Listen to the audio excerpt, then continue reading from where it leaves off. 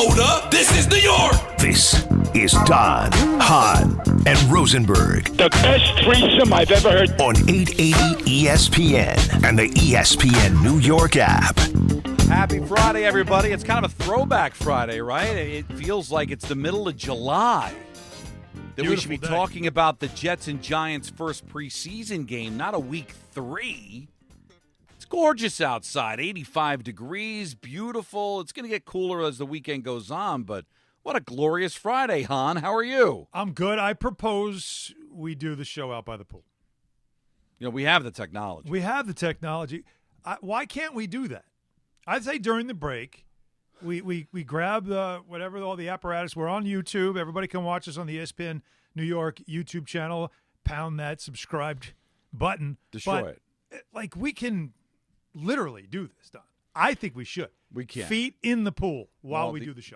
The only issue that we'd have is once the kids get home from school, that's where they're going. So you're going to hear splashing and screaming, and inevitably you'll then hear Nancy screaming at the kids. I don't know if it will make for tremendous radio or television. So I guess we probably got to hunker down in our studios here and talk some football, man. I know we got baseball, and we were talking about during the meeting, Mets and Yankees are in. I know not mathematically, but the Giants lost again last night. So, the Mets are pretty I think they're in good shape. They got the Nationals coming up at Citi Field, and if you lose to the Nationals, you don't deserve to go anyway. And I know they dropped 2 out of 3 in Washington last month, but obviously to keep an eye on it. And the Yankees' magic number is 6. They can get it down to basically they can clinch this weekend if they sweep and the Guardians lose their games. So there'll be plenty of time to get into the baseball as we enter the second to last weekend of the regular season. But it's a football Friday, Alan, and tell me I'm wrong. That if we come on the air on Monday talking about another loss for the Giants and Jets, an 0-3 start for both of these teams, how are we supposed to then have a conversation about there really being any kind of a season? Honestly. No, especially if the Giants get blown out. If they both get blown out and are non-competitive, I know the Jets' schedule gets easier, but at 0-3, Alan, how are we going to be able to articulate them still being relevant? You can't. Well, no. This feels like the potential. I gave the numbers yesterday. It's 6 times since 1990, 0-3 team made the playoffs. Right, 6 times. So we know it's a death knell for a season. And the problem is, of course, is that it's too early in the season to do that. But we know what the numbers tell you, and so it does feel like this could be the last significant game of the season for one or both of the New York football teams. And Donnie, the history is telling us that, this is it's the biggest market, right, in the country. And yet, when it comes to football, it's the biggest failure market in the country.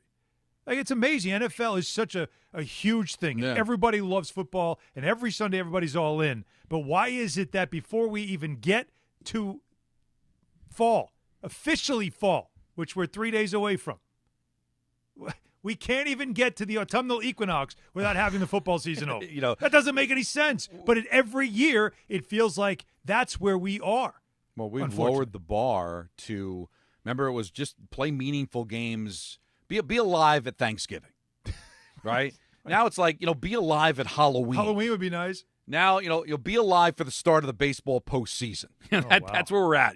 Be alive for September 30th. When we're doing the couch cast on the 29th for Jets-Dolphins, is it just going to be like a mini wake/funeral for what is going to be the 25 season?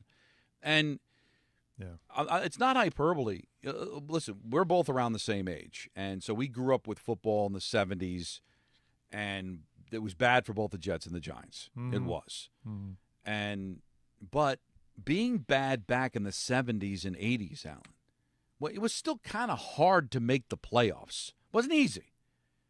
But since they've added that third wild card, really in both baseball and football, you don't have to be that great to be alive in December and late in the season. You don't even have to be that great to make the playoffs.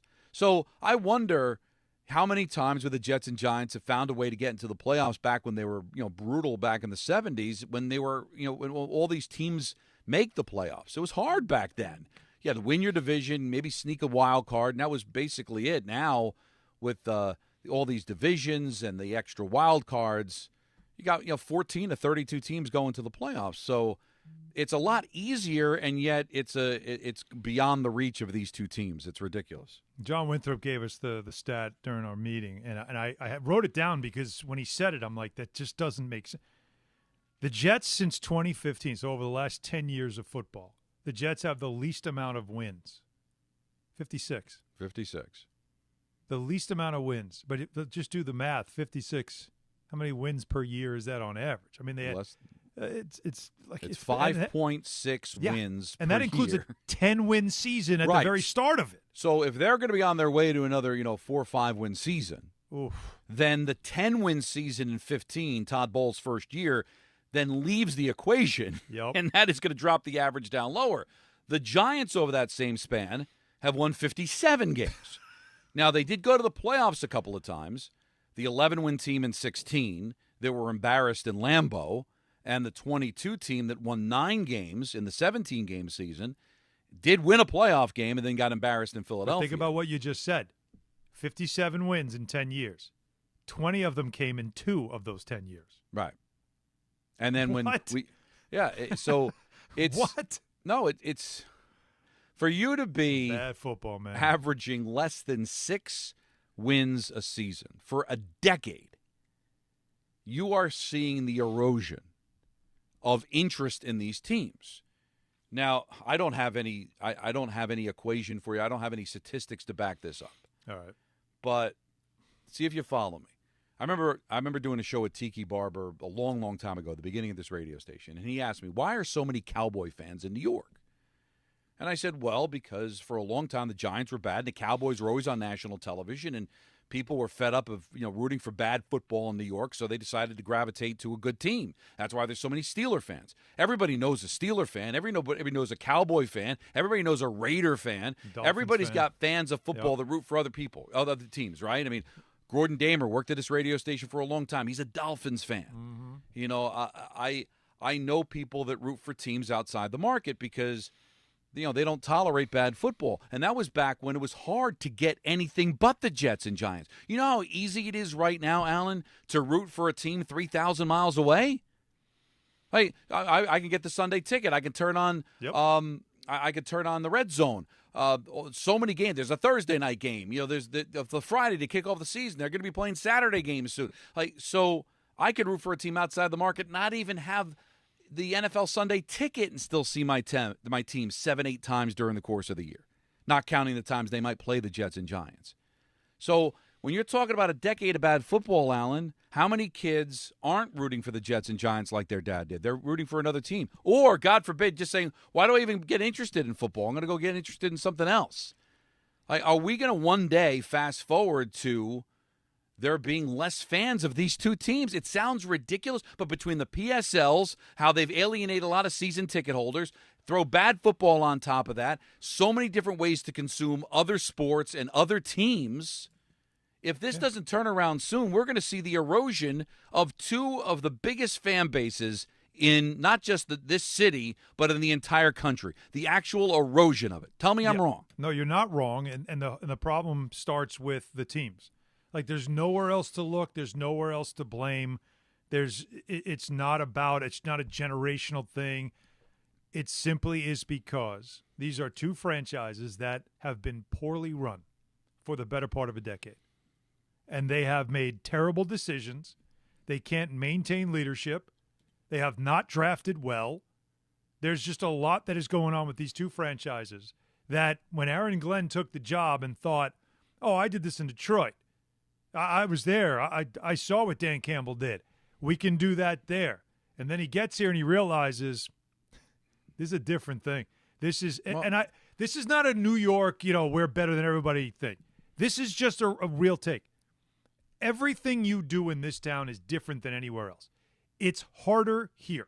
I always talk about, like, years ago I had this phrase that I used to say about the New York teams. The jerseys in this town are heavier than in any other town. Now, I don't care. I know the Dallas Cowboys have a lot of pressure and intensity and all that stuff. I get it. It's still different. I don't care. It's still different when you work here. when you try to run a franchise here. And the case in point is Aaron Glenn's in his first year. He's 2 weeks in. And one of the diehard fans of the franchise's history was calling up on Monday, our good friend Ira, saying he's already out on him. Well, this you can't turn things around quickly in this town when you're picking up a franchise that's bad.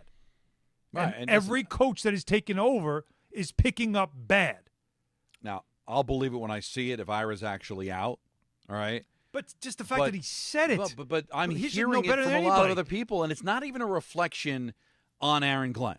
Because I think a lot of Jet fans like him. They liked him when he was a player and want to give him a chance. But can you blame a Jet fan for just saying, same old, same old? Well, you're mad because it's a wait. He's telling you to wait. And no fan, I've learned this from dealing with Knicks fans.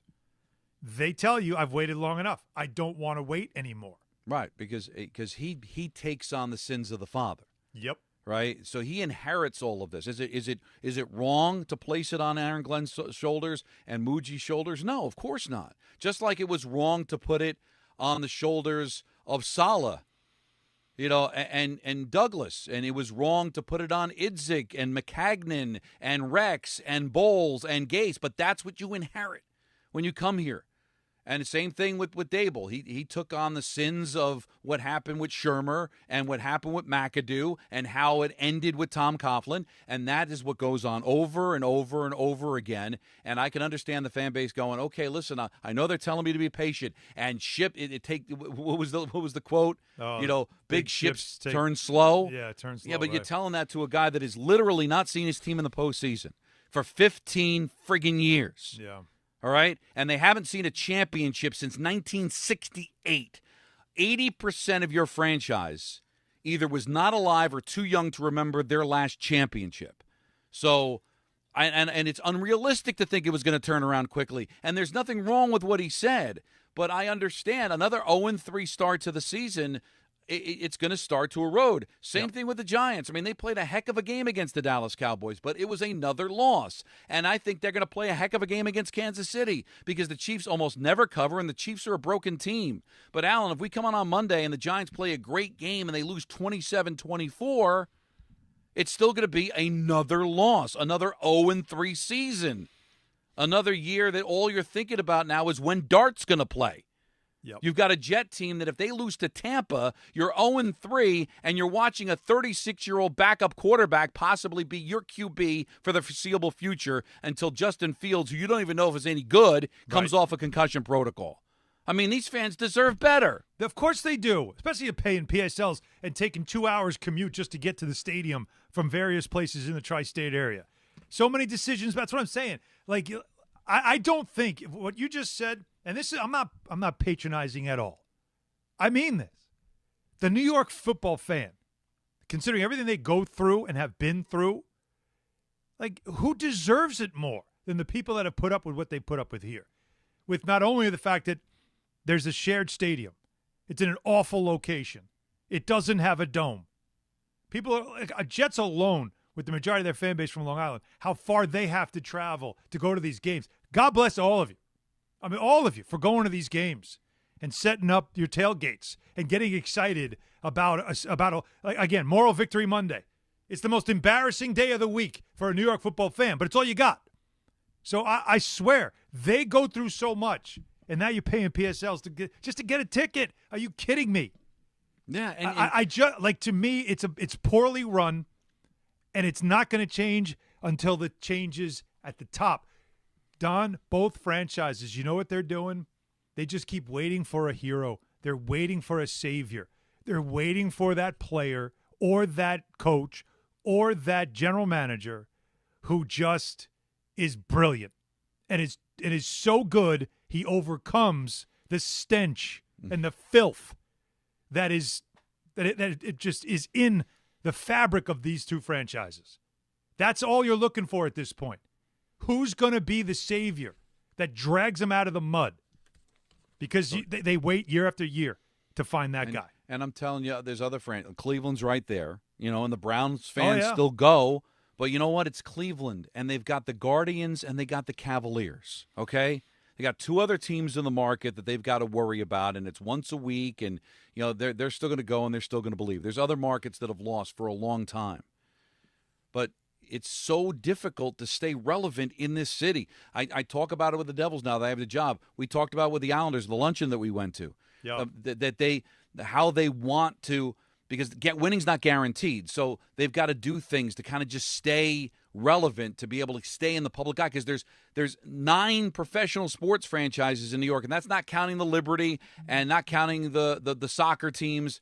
But of the 4 majors, we've got 9 teams, and we've got the Yankees, who are good every year. We got the Mets with a tremendous fan base. We got the Rangers starting their season. You know how rabid their fans are. The Knicks fans are all over the place. So if you all of a sudden don't offer anything entertaining, it's not like New Yorkers don't have other things to pivot to, other things to be able to attract their interest. That is the thing about New York. There's always something else to draw the interest away. There's other teams, but Don, there's 2 of everything. How do you not get it right? I still have a hard time getting over how long it's been since one of these teams won a championship. But when it comes to football, and it just shows you too how strong football is. New York for a decade has been an abomination, and it doesn't even matter. It doesn't matter. You would think, like, if this was, well, I guess not, right? Well, it wasn't until the late 70s. Didn't the NFL, was it Rozelle, who stepped in and put George Young in place? Now, Pete Rozelle stepped in and said, you should hire this guy. It was Rozelle. Well, like, you think about it. Why? Because it's the Giants. It was a New York franchise. It was like, we got to get that franchise right. It's a flagship franchise, he said. This is embarrassing. So do you think Roger Goodell gives it a second thought? I don't think it matters. I think the NFL's become so big, it doesn't matter. Are they sitting around going like, we really got to get that New York. We got to get our New York franchises right, because it's killing us. No, they don't care. It doesn't matter. Because it doesn't matter, because they've got other teams to move the needle, because we've finally hit the global village that we always talked about, what we heard about when we were kids. It's a global village. It is. It doesn't matter where I am. I can root for any team. I can read their newspapers. I can be in their chat rooms. I can watch their games on television. I got satellite radio. I can pick up the games on the radio. I don't have to be in Seattle to be a Seahawks fan. I don't have to be in Nebraska to be a Cornhuskers fan. And especially in New York, because in Manhattan you have a bar for your team. Right.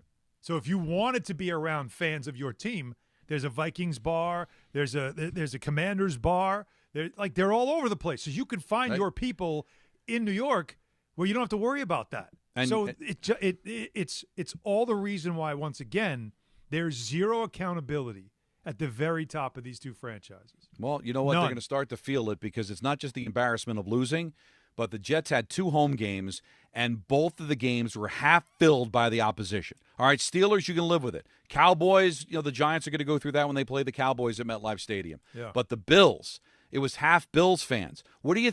How much red are you going to see on Sunday night, Alan, at MetLife Stadium? How many Chief fans are going to get into that building? Because there's Chief fans all over the place right now. It may not be half full, but you're going to hear cheers when Mahomes gets a first down. You're going to see red peppered throughout that whole stadium.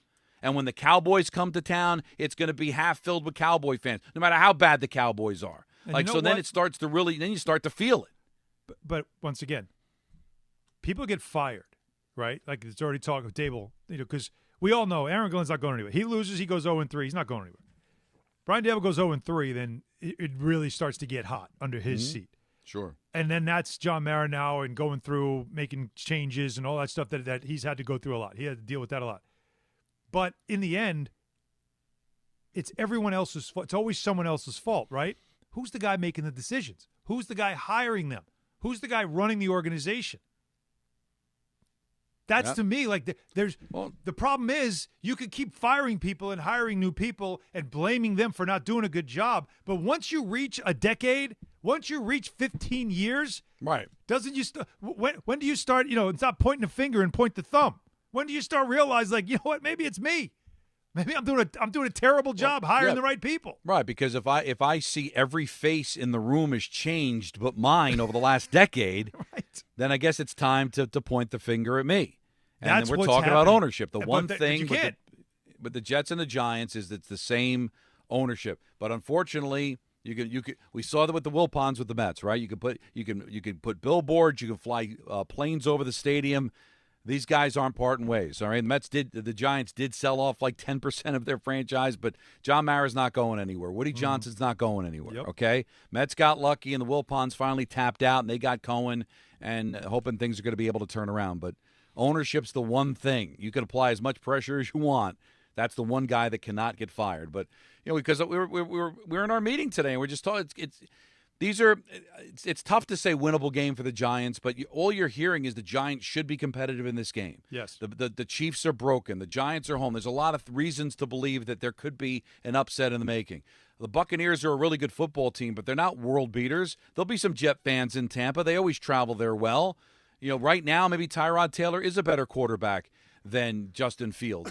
But if we're talking on Monday about, 2 more blowout losses and non-competitive and penalties and stupid decisions by the coach, then and 0-3 trying to build everybody up for Giants Chargers, it's 0-3, we all know what that means. 0-3, the diehards stay checked in, but the rest of people check out. You know what 0-3 means?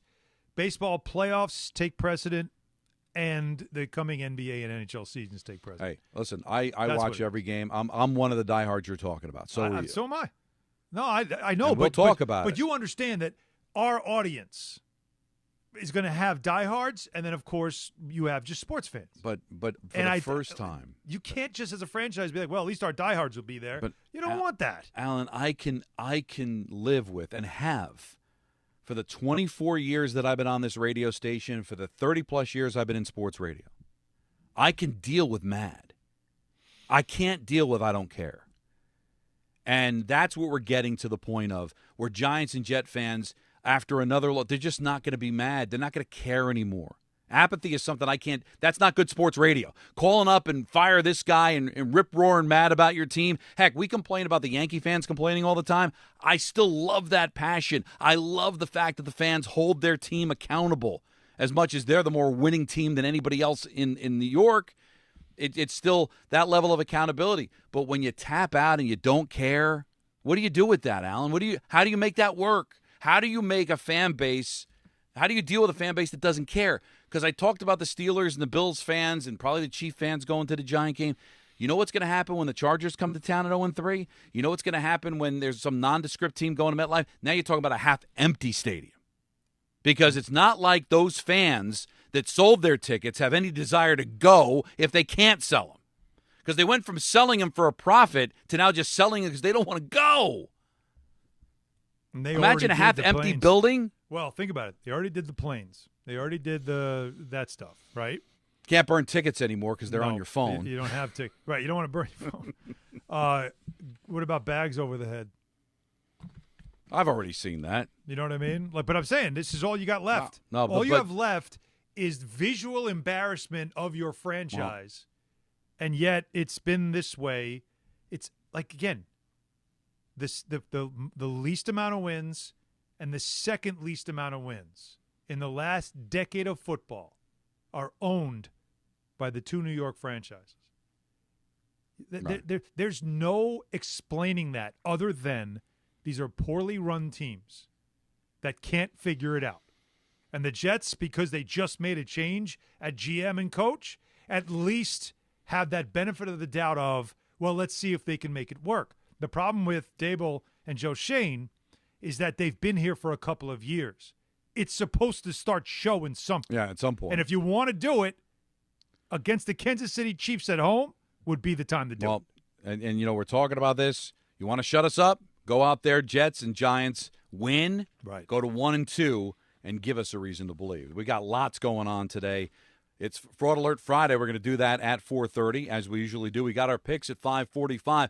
Peter's going to join us at some point because we got the whole WrestlePalooza going on. ESPN's involved in that, and he's in Indianapolis, so he's going to be joining us a little bit later on in the show. But he already lost again. He's yet to win a game with his picks. His 3-point plays off the board. 1.5. It was so close last night. There was that pick in the fourth quarter. He thought maybe he'd take it to the house. Chance, no, right. didn't happen. But poor Peter. And we've got ENN at 6, which is going to be an Anthony Pusick vehicle. We look forward to that. We'll take you right up to Mets and Nationals. It's Don Hahn Rosenberg right here on ESPN New York.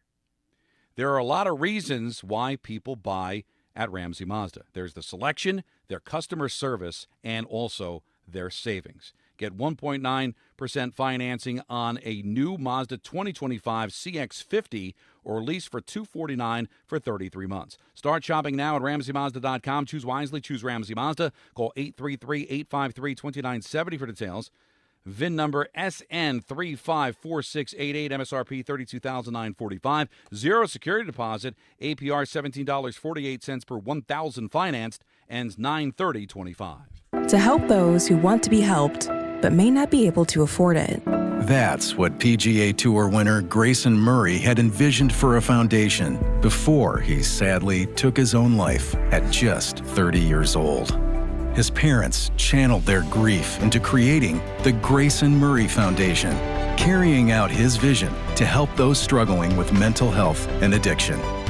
To donate and learn more, visit GraysonMurrayFoundation.com. This fall, golf's greatest rivalry comes alive like never before. The Ryder Cup isn't just at Bethpage Black, it's everywhere. From a high-octane fan zone at Rockefeller Center to official watch parties across Manhattan to curated fan kits bringing the action home. You can rally with Team USA or Team Europe wherever you are. Feel the passion, celebrate the tradition, and live every putt, drive, and cheer. Ryder Cup Live. Be part of golf history on and off the course.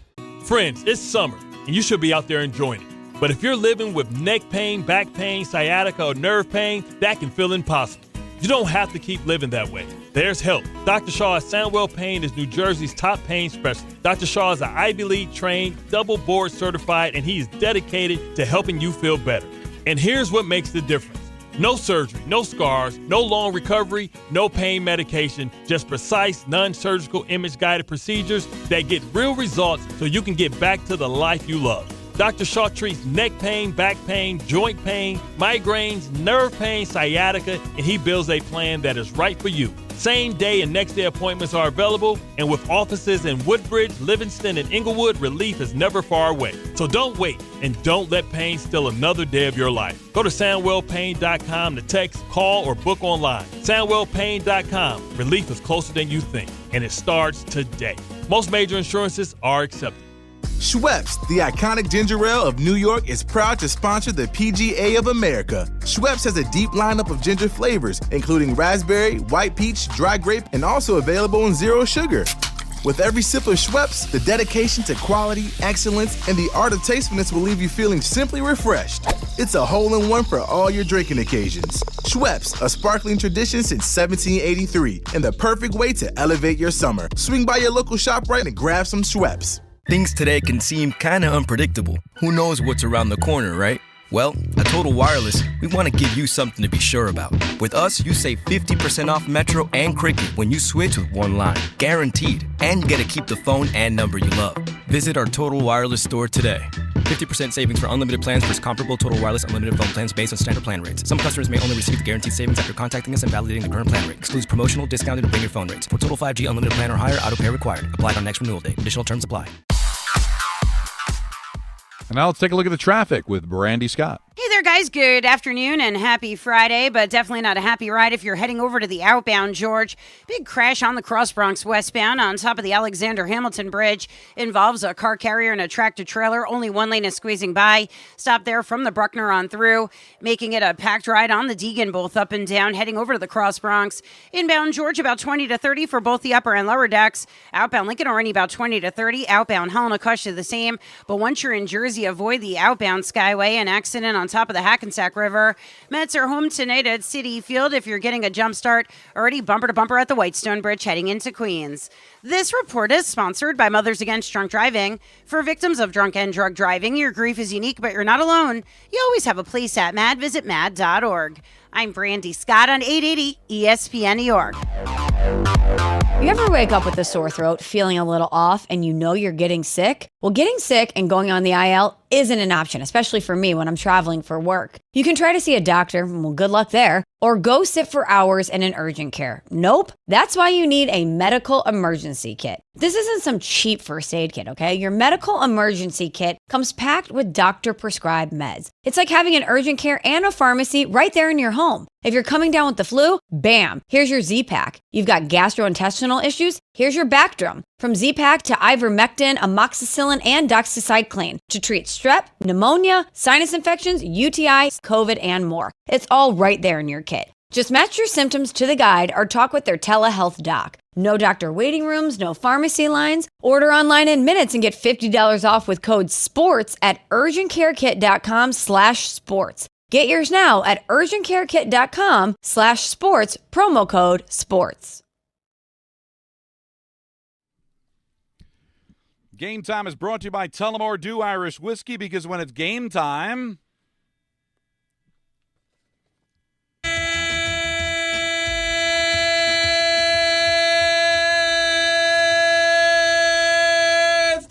I like when he holds it.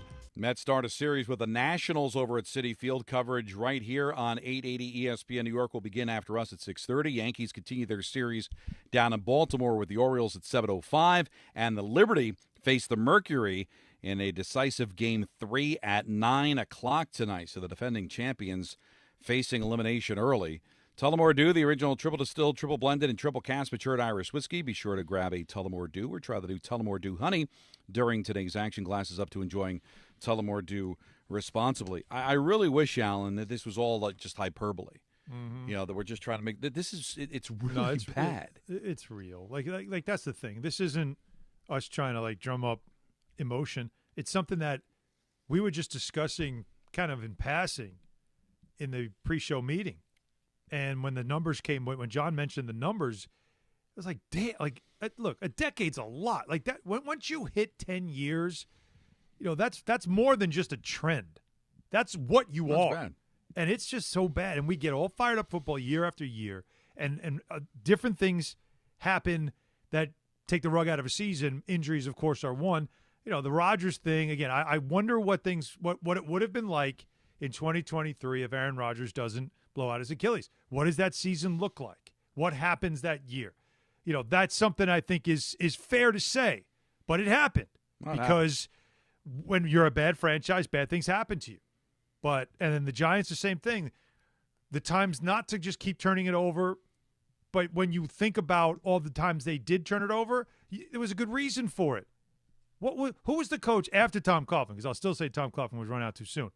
But after Tom Coughlin, McAdoo. Who was the coach that you're like, he needed more time. He should have gotten more time. Like the Jets are going to see Todd Bowles. First time Todd Bowles is going to face his former team. And Todd Bowles, if you think about it, like is the last coach that, you know, had some significant success, right? Like he got 10 wins. They didn't make the playoffs that year. They lost that last game. But if you think about all those years ago when this run started for the Jets where they have the least amount of wins, even Todd Bowles at the time was not winning games. 3 straight seasons, single-digit wins, and, you know, 4 wins, 5 wins, whatever it was. Nothing was going right. It was time to make a move. Right, but we talked about it. There was not a coach you're like, you didn't give enough time. No. Everybody you watched, you saw for 2. You're like, nope, not that ain't it. That ain't it. They just make bad decisions. Well, make bad decisions because even when they get the coach right, which obviously Todd Bowles is a good coach, either it was inexperience for Bowles or they just had the wrong GM. McCagnon obviously was the wrong general manager. Yep. Idzik was the wrong general manager. Joe Douglas has been the wrong general manager. And when you have the wrong GM, what happens? You get bad picks. The coach doesn't look very good. If you remember, they gave Bates the offensive coordinator's job. He had no experience. He hasn't worked in the league since. You know, a lot of these guys have not really they fail here, and then it's where do they go? You know, so it's just bad decisions, just bad football. You should be able to run into it. And the Giants did a couple of times make the playoffs, but again, 11-5. They did it with Mears in 2016, embarrassed in Lambeau. They had the whole boat cruise and all that. Yes. And then a 9-7-1 team that, let's be honest, a break here, break there. They could have been 7-9-1 and missed the playoffs. And Bowles Dable probably is gone last year if they had a losing season in his first year. And you did win a game in the playoffs, and I'm not throwing that back, but then one of the most colossal embarrassments ever against Philadelphia, and it's been downhill ever since. Let's hear from you 1-800-919-3776. And let's start it off with Dave in the car. You're on ESPN New York. What's up, man? Hey, how you guys doing? Good. I don't want to talk about the last 10 years of the Giants because we all know that's been a disaster. You know, they don't have, Al Davis. They don't have R.C. Buford. They don't have Red Auerbach. This is my thing. It's just this season. I don't know how, Don, you're so, astonished that they're going to be 0-3 or they're going to be one. They're lucky to win 6 games. The whole season for me is this. I'm realistic, okay? The whole season, is Jackson Dart our quarterback for the next 10 years and then we have a chance of doing something, or is he not? The better Russell Wilson does, which I hope he doesn't do good, the more Jackson Dart sits. So I don't even care if Russell Wilson wins 4, 5, 6 games and Jackson Dart doesn't play one ball game. I'm pissed off. I don't want to see Russell Wilson. He's not going to be there anymore for this year. He's done. So Dave, They're not making the playoffs. You knew this 3 months ago. We knew this. 3 months ago, you knew the Giants weren't making the playoffs. Right. So what you're looking for as a potentially successful season, and Don, I'm wondering, you as a guy that is a Giants fan, is this what you'd sign up for? Is they don't win games early, Dart gets in, and they look competitive, it looks right, and of course it's too late to be a playoff team, but because you end the season with some momentum and the kid looks like he's got some stuff, there's your optimism going forward. They lose, but I'll tell you, happy. but Dave, here's what comes with that. This whole regime now has a reason to stay. Are you okay with that? Of course. This is what I'm looking at. I'm thinking that hopefully Mara can figure something out, okay, and get rid of these guys, even if Jackson Dart comes in and does a pretty good job and loses some games, and Mara should be able to know that this guy's a pretty damn good quarterback. But we can't have these guys anymore. We can't have Dable. Dable's got to get out of there. He's got to get out. He's not going anywhere. If the kid plays and he plays well, he's not going anywhere. Here's Dave. You're right. The Giants' only hope at this point feels like that Jackson Dart becomes the next Eli Manning, the next Phil Simms, the next great quarterback of this history.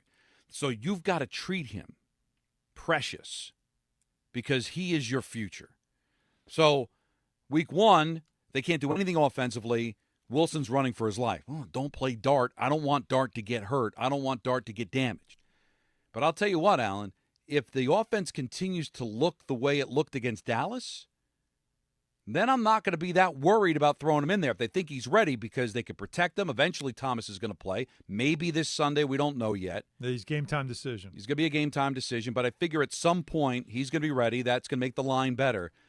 Dave's right. If this team's going to do something offensively, I'd rather do it with Dart than Wilson. They've got no future with Wilson. Of course. Yeah. But if Wilson's running for his life and Jones is spending the entire night Sunday in the backfield, folding Wilson in half, I'd rather Wilson be beat up than my precious new toy in Jackson Dart. So if it's going to look like it did against Dallas, then by all means, let's find a way to get him in sooner than later.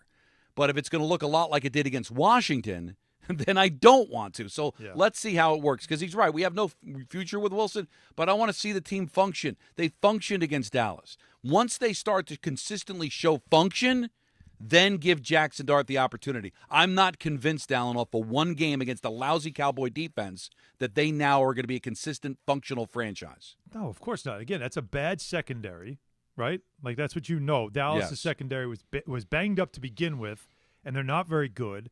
There wasn't a lot of pressure on the quarterback either, so he had time. And when you give him time, he still has enough left in the tank that if he has time and the receivers can win their one-on-ones, they can score a lot of points. Obviously, the defense now has to do their end of it. But think about this, though, Don. There's you're almost looking for baby steps here. The Giants haven't scored a touchdown in a home opener in 3 years. Think about what you just said. You're like, how can they beat the Chiefs? I'm like, can they get a touchdown in a home opener? Let's start there. Those are the little things. Get a win. It's so many little things about them. They're not good in prime time. We know that. Since 2019, they're 2-18. They don't win in prime time. They don't score touchdowns in their home opener. They don't beat good teams. The list goes on and on. There's a lot that has to be fixed here, and you need to see evidence, and that's for Dable. But for Glenn, I don't think the pressure's on to win as much as it is The pressure's on to show that you can be competitive and play up to the character that you are at the podium. You know, the tough talk and the no-nonsense coach. Your team needs to reflect leadership. Yeah. And then I start to believe in you as a coach. And Dave's right. I wasn't expecting this team to make the playoffs. No, nobody was. But I want to see more of what we saw last Sunday. I want to see less of what we saw in week 1. For the Jets, I want to see more of what we saw in week 1 and less of what we saw last week. So both teams in different weeks have given you, I think, the best case scenario for the franchise. Now we'll see as we enter week 3 what shows up more. You know, if the Jets play like they did against Pittsburgh, I think they can beat the Bucs. If the Giants play exactly the same way they played against the Cowboys, I think they could beat the Chiefs. But let's see what real team shows up here. I've seen good and I've seen bad in both of these teams in 2 weeks. 2 weeks is not a season make. But eventually you want to start winning some games. And but that's the one thing neither of these teams can seem to do, even when they play well, is close. Yeah. Mm-hmm. And you're going to have to close in Tampa, and you're going to have to close against the Chiefs. Because as bad as the Chiefs are, if you leave the door open a crack, they'll knock it down. Absolutely. You know, Last if you possession, give Mahomes the ball with 2 minutes to go, up 3, he's going to score a touchdown. Lock Again, it. They should have won that game. Mahomes had that game won. Kelsey didn't catch the ball. Right. But that game, he had that game won. They were And bad, and he still had a way to win that game. And as bad as the Giants have been, Alan, how many times have we said they should have won that game? Yeah. If not for this, if not for that. But they haven't learned how to do that yet. But let's try to move in the right direction here. Calls, 1-800-919-3776. We've got Fraud Alert Friday that's coming up 4:30. Peter's going to join us after he's done. You see him on SportsCenter? Wrestling? I haven't turned it on yet. On the desk at SportsCenter, he's got Tyrese Halliburton in the middle. Peter's doing big stuff today. Yeah, a lot of things going on Don, Hahn, and Rosenberg. Take you up until 6:30, and then it's Mets baseball right here on ESPN New York. This is John D'Agostino from D'Agostino & Associates. I played sports my whole life, and my dad was my biggest fan. Because he lost his leg in a construction accident, it was sometimes tough for him to get from his car to the bleachers, but that didn't stop him. He always kept a folding chair in his trunk and would cheer from the parking lot when he had to. And over the past 35 years of building D'Agostino & Associates, I've made sure our team does whatever it takes to accommodate our clients and help them get every dollar they deserve. With my son and my daughter by my side, we're going to continue the legacy of getting justice for people just like you. The consultation is always free, so call us first at 1-800-BITE-BACK. 1-800-BITE-BACK. That's 1-800-248-3222 and ask for me, John D'Agostino. We have offices throughout New York and New Jersey, but we'll always make it easy for you to meet with one of our attorneys. Remember, I've been there, and I'll be there for you. D'Agostino, law, bite back. Right now at Bay Ridge Honda, your EV countdown to $7,500 in savings ends September 30th. Hurry in, the clock is ticking. You can get a Prologue Touring for $179 per month with zero down during the EV Countdown sales event. Plus, receive thousands in benefits and savings with their Bay Ridge Plus Advantage plan. Upfront pricing, total peace of mind. Visit BayRidgeHonda.com. 36 months lease, 10,000 miles per year, 3,300 loyalty or conquest, and $7,500 EV credit as down payment. Ready to fire up your Saturdays? FanDuel has got a boost you don't want to miss. It's called Boostin' with the Boys, and it's given everyone a college football profit boost every single week. Here's how it goes. Each week, they're giving everyone a profit boost to use on college football. No opt-in gymnastics, no invite-only nonsense. Everyone gets the boost. We're talking real games, real teams, real Saturdays with an extra payout on the line. It's easy, it's fun, and it's only on FanDuel. Go to FanDuel.com/Peter to download the app. Check out the Boostin' with the Boys offer and get in on the action. Each week, they're giving everyone a profit boost to use on college football. Everyone gets the boost. We're talking real games, real teams, real Saturdays with an extra payout on the line. It's easy, it's fun, and it's only on FanDuel. 21 and over and physically present in New York. Opt-in required. Bonus issues, non-withdrawable profit boost tokens. Restrictions apply, including any token expiration and max wager amount. See terms at sportsbook.fanduel.com. For help with the gambling problem, call 877-8-HOPE-NY or text HOPE-NY 467-369. A Progressive Home and Auto Bundle can protect you round the clock, but we can't protect you from those painful moments in sports. Holding. Defense. The ref totally blew that call. Oh, I'm sure he'll make the right call next time. It's too late. It cost us the game. Well, it's just one game. That loss eliminated us from the playoffs. Oh, the playoffs are on so late. Now you'll be well rested. Okay, I need you to stop talking now. Well, at least your home and auto are protected with a bundle from Progressive. Progressive Casualty Insurance Company affiliates and other insurers. Not available in all states or situations. As a scientist, I can tell you that Sundays are only 24 hours long. But with NFL Sunday Ticket and YouTube TV, you get every game every Sunday all in one place. That's upwards of 30 hours of NFL in one day. How can there be 30 hours in 24 hours, you ask? I have a theory. Magic. New users get NFL Sunday Ticket for 8 payments of $34.50 per month. Sign up at NFLSundayTicket.com. Local and national games on YouTube TV. NFL Sunday Ticket for out-of-market games excludes digital-only games and commercial use. Terms and embargoes apply. Availability varies. From kickoff to cash out, ESPN Bet has the tools you need to score more on game days. Bet smarter with stats at your fingertips. Get personalized parlays built just for you. And with your fantasy team synced right in the app, you can back your squad. Right now, new customers get $100 in bonus bets when you bet $10. Sign up with promo code USL to get started. Must be 21 plus. Gambling problem? Call 1-800-GAMBLER. Terms and conditions apply. See app for details. Offer not available in New York. Hey, it's Kirk Herbstreit. On game day, great prep makes all the difference. Same goes for your pizza. That's why I go with Frigidaire Stone-Baked Pizza Oven. Fresh pizzas go from dough to done in just 2 minutes. Whether you're throwing a party or squeezing in dinner between plays, this oven delivers hot, crispy, restaurant-quality pizza right from your kitchen. Only from Frigidaire. Game-ready pizza. Get it today at the Home Depot. How doers get more done.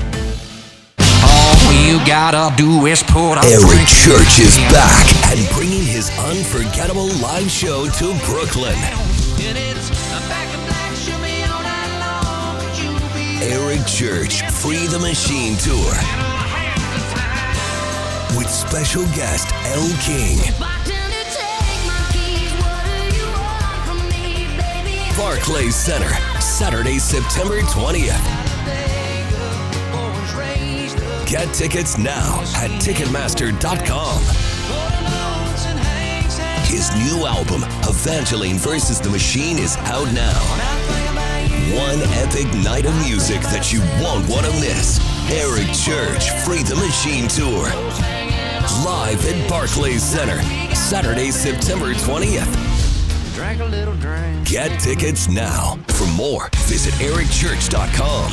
Produced by Messina Touring Group. New York soccer fans get ready for a huge night at Citi Field on Wednesday, September 24th. New York City FC plays host to Inter Milan.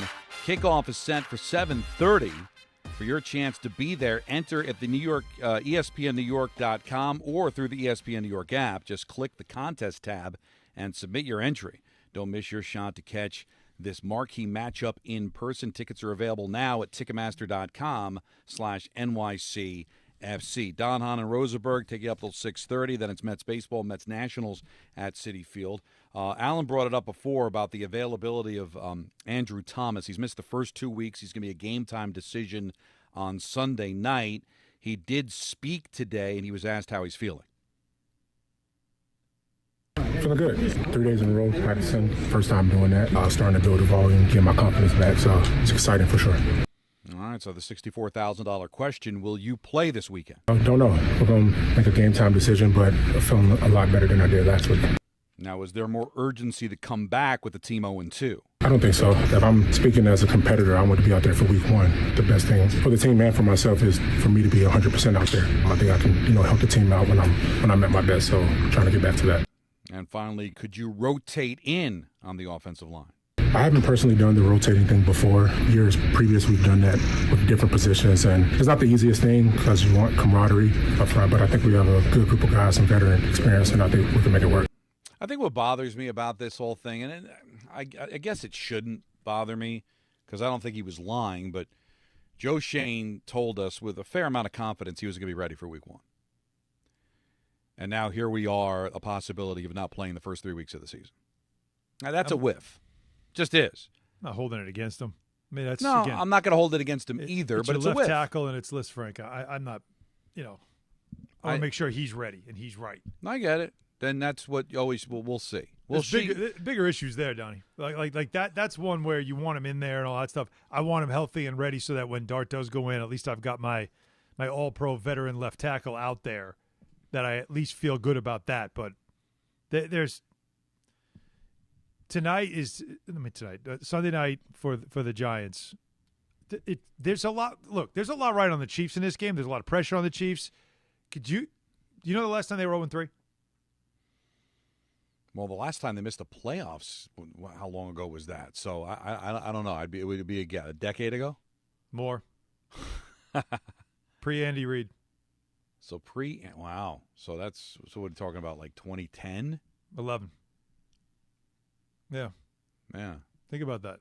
I think the last time they missed the playoffs, I still think they won 9 games. Like this has been a consistently good franchise for a long time. The opposite of what we've seen here in New York. Yeah. But wouldn't it be great? Like, I know this is stupid, but it really is the most maddening thing about sports. Is you can change players, you can change front offices, you can make all the things that need to be done to make your franchise better can be done, except if you have poor leadership at the top. There's nothing you can do. There's nothing you can do. No. And it's not. They could be the nicest guys. They can mean well. We all know. Mara and Tish love the Giants. They love the Giants. It means everything. It's in Mara's blood. It's in his family. It's everything, right? We know that he cares.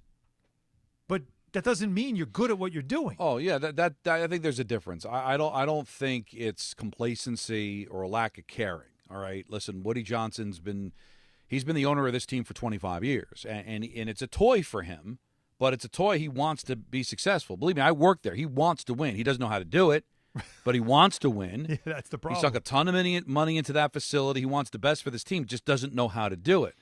John Mara's problem is that I think he is so passionate, he kind of runs it like a fan. And I don't think he necessarily, like all these owners, you're not just because you own a team doesn't mean you're an expert at that sport that you own. Yeah. But he's been around the game a lot. He knows the game. He's not an arrogant person. No. He's not a mean-spirited person. He's not an ignorant person.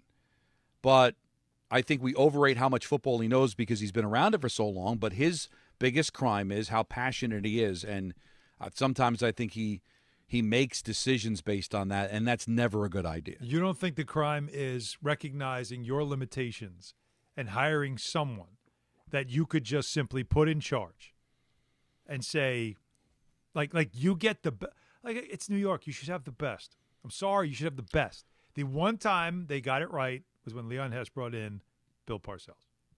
Right. Because that's when you knew you brought in somebody with a resume and you got the hell. Well, Leon Hess really didn't get involved too much. He never wanted to. But the idea of bringing in a guy like Parcells and saying, run it, I'm out of here. Just tell me what you need. Yeah. Like, how hard is it as an owner to simply just say, tell me what checks to write and I'll write them?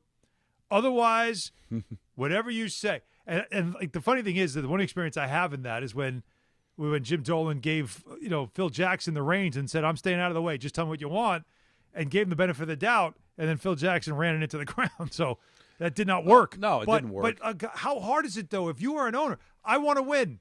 I think fans will credit you if your franchise wins, if you do what? Well, stay out of the way, just write checks, and give the expert all the room he needs. They don't do that, either one of these football teams. Well, they just don't. If you remember the argument that I got into with Carl Banks when he was in studio back in the infancy of the show, and he convinced me, John Mara is not a meddler. He doesn't have fat hands. Okay, you saw how that went in on the HBO, on the Hard Knocks. Yeah. He ended up letting Shane do what he wanted to do, letting Barkley go. All right.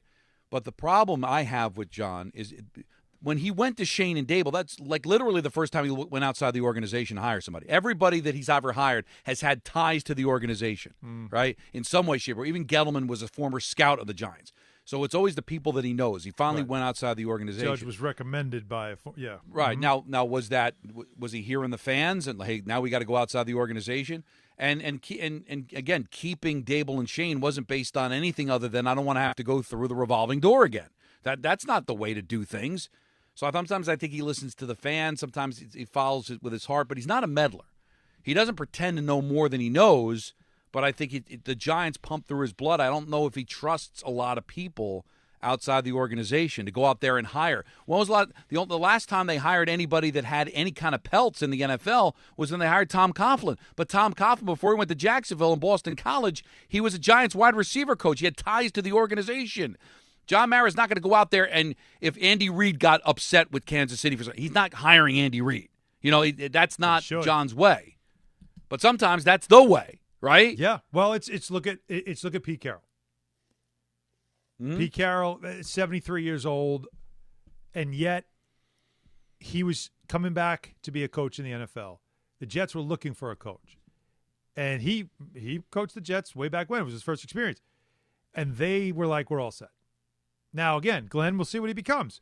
But sometimes you bring in somebody that has that knows what they're doing, and you just give them the job and get out of the way. Yeah, and look, already Vegas has a lot more credibility about them, don't they? Yeah, a lot more structure, a lot more like you kind of believe a little more in them. They got a ways to go, but like you just feel better about them just simply because of who he is. Yeah, Same thing with Mike Vrabel in New England.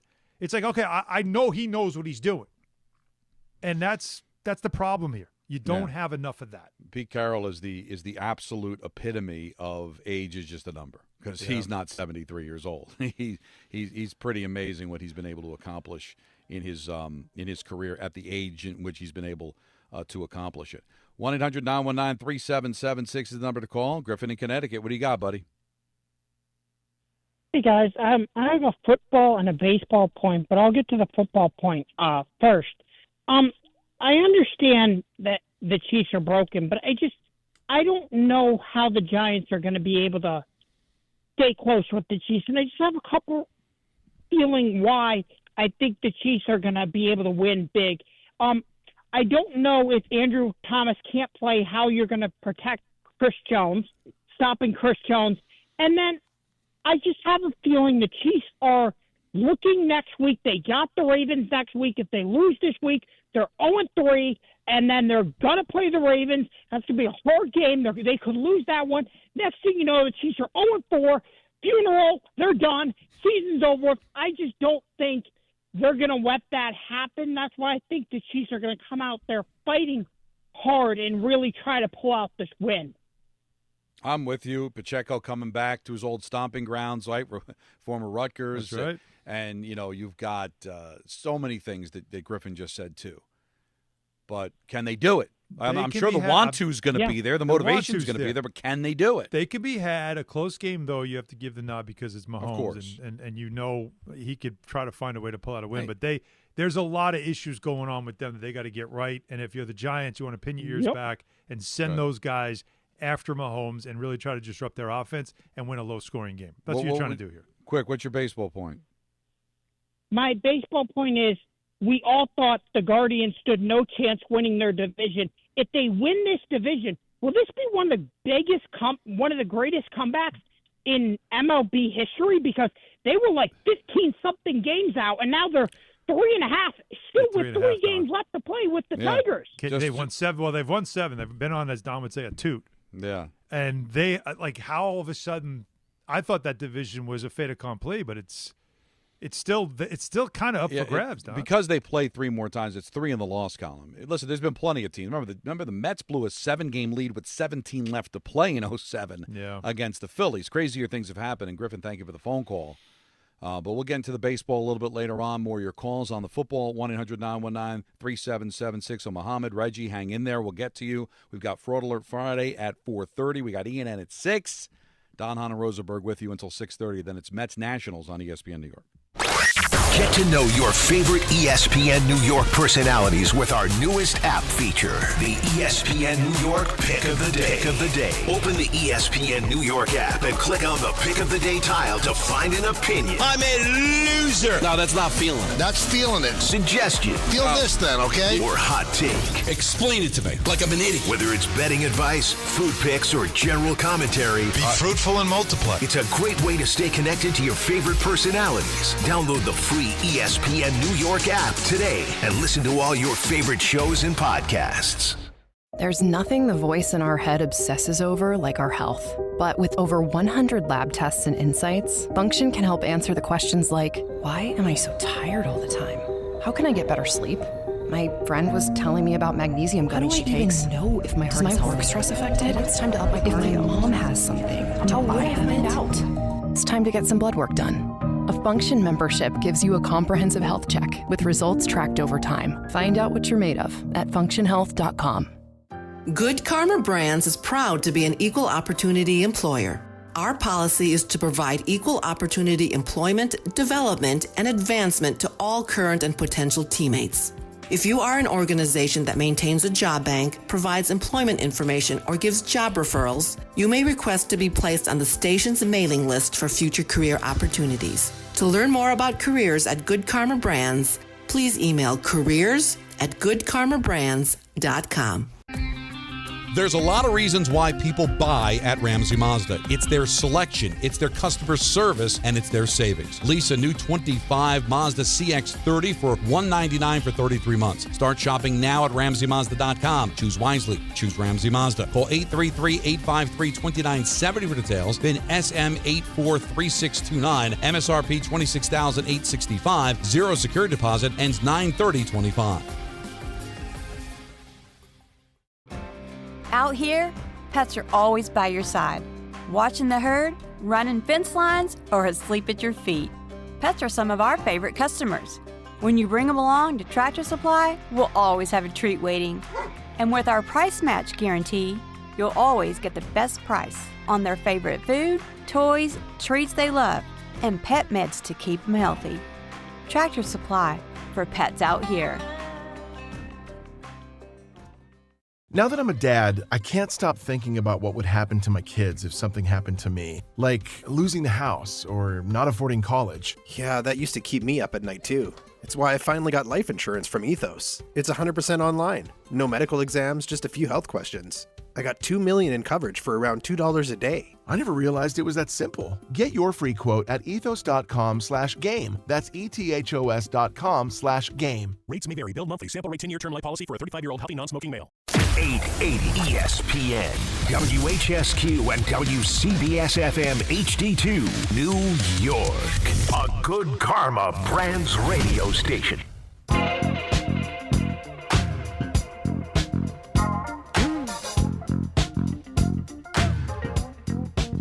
402 in the big city. Hahn Rosenberg with you until 6:30. Then it's Mets baseball, Mets and Nationals. Talking some football, talk some baseball later. Fraud Alert Friday coming up at the bottom of the hour. So get the emails going, get the calls going on that. So it should be a lot of fun on a very seasonably warm late September day, getting ready for week 3. I thought about this. We actually had a caller on hold earlier this week that was going to ask about it, but they dropped off. Let's say the Giants play well again offensively. Mm-hmm. But the game goes the way the Cowboy game went. They play well offensively, but can't get a stop, lose the game. And the same thing happens against the Chargers. And you decide, you know what? I think it's time for Jackson Dart. You know, the offense is doing a good job. Andrew Thomas has come back. They're protecting him. We're doing some things offensively. What good is Russell Wilson playing well? We want Jackson Dart to play well for our future. What would Cincinnati have to offer you to trade Russell Wilson? Because that would be a conversation, right? Joe Burrow is going to be out 3 months. And Cincinnati essentially out for the season, right? Essentially out for the season, right? Unless you're trying to stay alive for when he comes back. But. Right. Now, but they could still win games, right? It's not impossible for them to try to stay afloat. Like, could they maybe offer you something where you say, all right, Jackson Dart's already playing. I got a veteran in Winston there. If Cincinnati were to offer you a third-round pick, again, I'm not saying it would happen. Wouldn't you have to do it, Alan? I mean, or do you still want Russell be there to tutor Dart? Don, if they gave you a 7th-round pick, I think you'd do it. Well, 7th is tough because, really, I know every pick is sacrosanct, but it's a 7th-round pick. I still see value in Wilson being there to help the kid out. But if I can get like a 3rd-round pick, that's tough to ignore. I don't see a value of Russell Wilson as a backup because I don't see him in that. Like, that's not who he is, right? He's there to start. He's there to play. Like he's never really been that mentor type. He's never been known like that. He's somebody that, because of his background experience, it's good for Dart to watch him, but not the other way around. Yeah, probably. My opinion. Like, I think that's, Winston is more of that. He's the corner man. He's good because he can back him up. But once you move to Dart, there's no going back. Like, that's it. The door's closed. Seventh. So Russ it doesn't make sense to have him. Well, we want to keep him around. I don't think Russ wants that. No, probably not. So if you could trade him, you could give me a 20. You can give me a 2150 eighth round pick. Because by then you'll probably just create another round, right? I'll take that. Listen, I don't think it'll happen. I mean, it could. First of all, we're going to be asking the Giants to function offensively for the foreseeable future and not winning games. So a lot would have to break. But you'd have to really consider it. And if I'm Cincinnati, I mean, I got a quarterback that is playing well on a lousy team, and I'm going nowhere. My quarterback's likely not going to come back this season. I might be able to salvage something here. Yeah. And win, right? And find a way to get into playoffs in a year in which I lose my starting quarterback. So I guess it's something that's possible. Remember, you'd have to go out and get another one. You're not going to have your quarterback room be a kid and Jameis Winston, so they'd have to get another quarterback off the scrap heap to bring him in. There's always that somebody. should be easy enough to find, right? There's always somebody. So let me throw this at you, though. Yes. Just because if we're talking football. Like, what did last night's loss mean for Miami? Well, they hung. I can't. I don't think it was a disgraceful performance. I mean, it wasn't great, and obviously the roughing the punter turned the whole game around. But it's 21-21, right? In the start of the fourth quarter, and they're in Buffalo. So, and again, bad teams end up. Well, they're making going down the mistake. field. They're down 28-21 going down the field. Right. And Tua throws like awful. How he's not seeing it. Well, how he didn't see that. Well, again, he's trying to move people. Whatever it was. He looked. That's a perfect example of Tua when he looks so good and then has a moment like that where it's a facepalm. Where do you go from here? Well, because they thought they had their quarterback of the future. They thought they did, and then they don't. So, but I guess what I'm saying is we were talking about like them getting humiliated and maybe firing coach. They're not going to do that. Mm-hmm. I thought that was an effort because again, they play that way next week. They'll beat the Jets. Right, like if they're going to play like that in Buffalo, then they certainly can win some games. That's an effort that's going to win a decent amount of games to save jobs. But no, I don't think they've got a quarterback. Then you throw on top of the fact he's got the concussion history. Mm-hmm. It's tough, man. That's a tough spot. But I was pretty I was pretty proud of the way they played, considering how a mess they've been, and had them on the ropes. That's why I didn't want to touch the game. Nope. All right. And we ended up being right, not touching 11.5, and Peter did and ended up losing out. But that game was in question, deep into the game. But that's what the NFL is. There's a lot of these teams are not that far apart, but that's a mistake a bad team makes. They have a roughing the pass. They throw the bad pick, right? Like the Giants, they couldn't finish off a bad Cowboy team, or not a bad Cowboy team, but a bad defensive team, because the little mistake, that you just can't in winning time. You can't do it. Well, it's the pick. It's the YOLO throw by Russell Wilson that you just didn't need it there. The backwards pass that loses you 14 yards on a 2nd and 3 that messes up that drive, and then the Hail Mary that shouldn't even have been attempted. Right. In my mind, the little things that you just don't know how to win games, and that's what both of these teams are going to have to learn. So there's functioning as a franchise, and then once you get there, then you got to figure out, am I going to be able to win games? So that's where these teams are at, and that's certainly where Miami is for right you now. Because you're going to start your first season where you are the main play-by-play guy. So you're calling every game. You're traveling. You're going to be so embedded in Devils hockey, like it's going to consume your life. Does that help you? Because that's coming in a week, and then you're in it. That the Giants could be in another vortex of losing, and you don't really have to. Like you pay attention because it's for our show, but you're not going to be as invested, and you don't have to be. I think it'd be harder if like Dart's playing great and it's a great story, and you're like, God, I got to tell you, I'm on the road. I can't. Like it'll be harder for you to keep up. It might be better. Like if they suck, it doesn't matter because you have the ability to lose yourself in your job. Most fans can't, but you I know, have but the escape. listen, it'll be a nice, healthy distraction away. I mean, it already is, right? Because camp is open, and I've been there every day and doing the work. But I'll give you a quick example, and then we'll get back to the calls. When the Giants played the Aaron Rodgers Packers in the 2011 season in the divisional round of the playoffs, it was a rare Sunday Ranger-Canadiens game in Montreal I was calling. And I'll try to find the picture, and I'll tweet it out, and I'll send it to you. It's a picture of me. I'm in the booth, and on the TV that's supposed to have the Ranger game on for highlights, I've got Giants Packers on, and I want to multitask that way. I'd rather have that. Okay, I'll make it work. As entrenched as I'm going to be on the Devils, it would be nice doing that and also having my team winning games. But yeah, I think everybody's looking for something. We're going to have baseball here soon. Like, wake up, NFL. If the Mets and Yankees are in the playoffs, guess what we're going to be talking about? Yep. If you're not going to be winning games. And then the Knicks are going to start, and guess what we're going to be talking about? It'll be funny to have, like, the piggyback, right? Where we had Knicks to open up the baseball season, and we're going to have Knicks to close the baseball season. You remember, so last October, obviously the Yankees went on their run, and it was my first year doing sideline for MSG. So, you're live in a game, as you were, and I'm locked into the game, right? But because the Yankees were in the World Series, I had on my iPad the game while the Knicks were playing, and even had one of the security guards at the Garden. If I'm like doing the job, like he would, if something big happened, Stanton again, like he'd yell it to me, and then I'd quick look down at my iPad to see it. That's what you want. You want to have, my God, there's a lot going on instead of, just check the Jets score on a Sunday because I don't have to watch it because they're god-awful again. Well, we have a lot going on. Like you said it earlier. I love it. There's a lot going on. We don't have to be caught up in you if your team sucks. But I love when the fans, because that's what's great about New York is that we can be consumed by a team's run, but the other sports going on still kind of matter.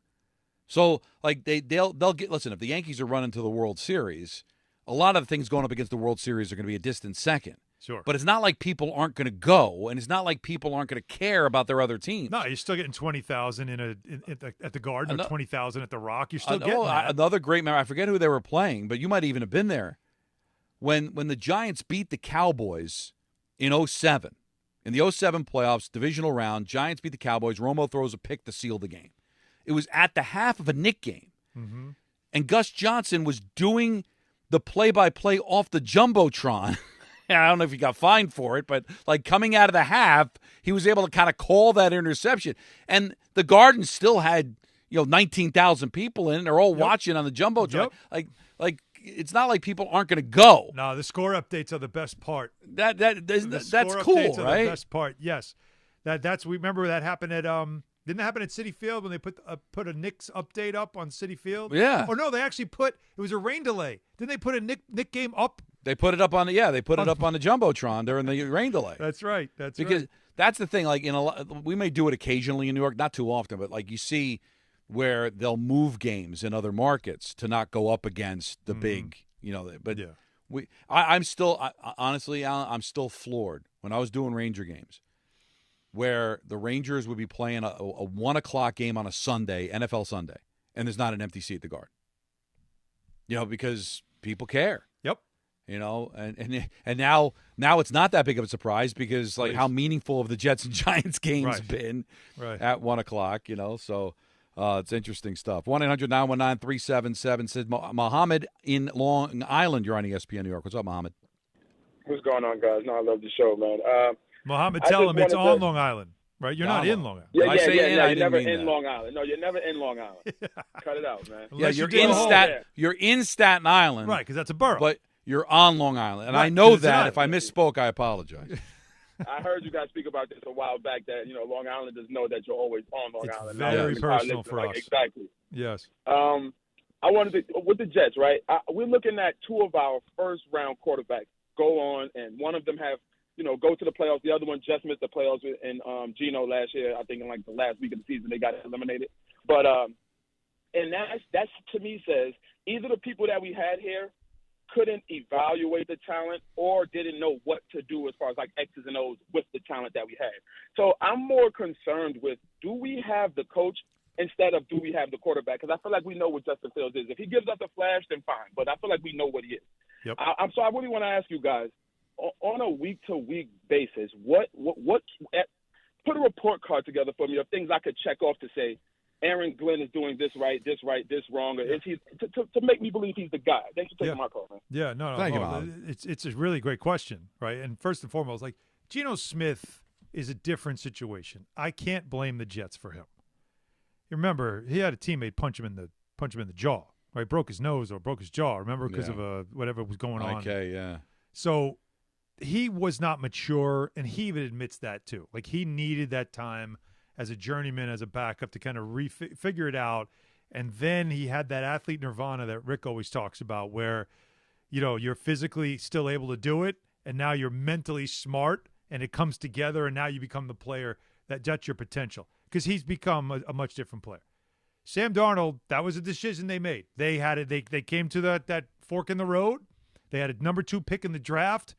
And their choice was to reset the clock and draft a guy like Zach Wilson instead of keeping Sam Darnold, which you weren't sure yet what he was. So that was a fateful decision.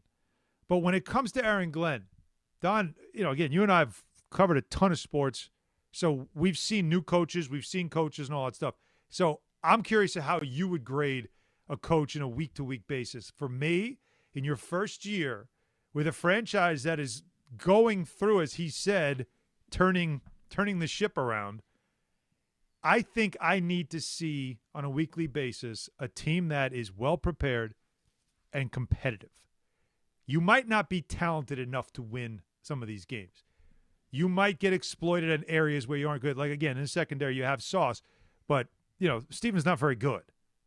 And Michael Carter is really not a corner. He's more of a nickel.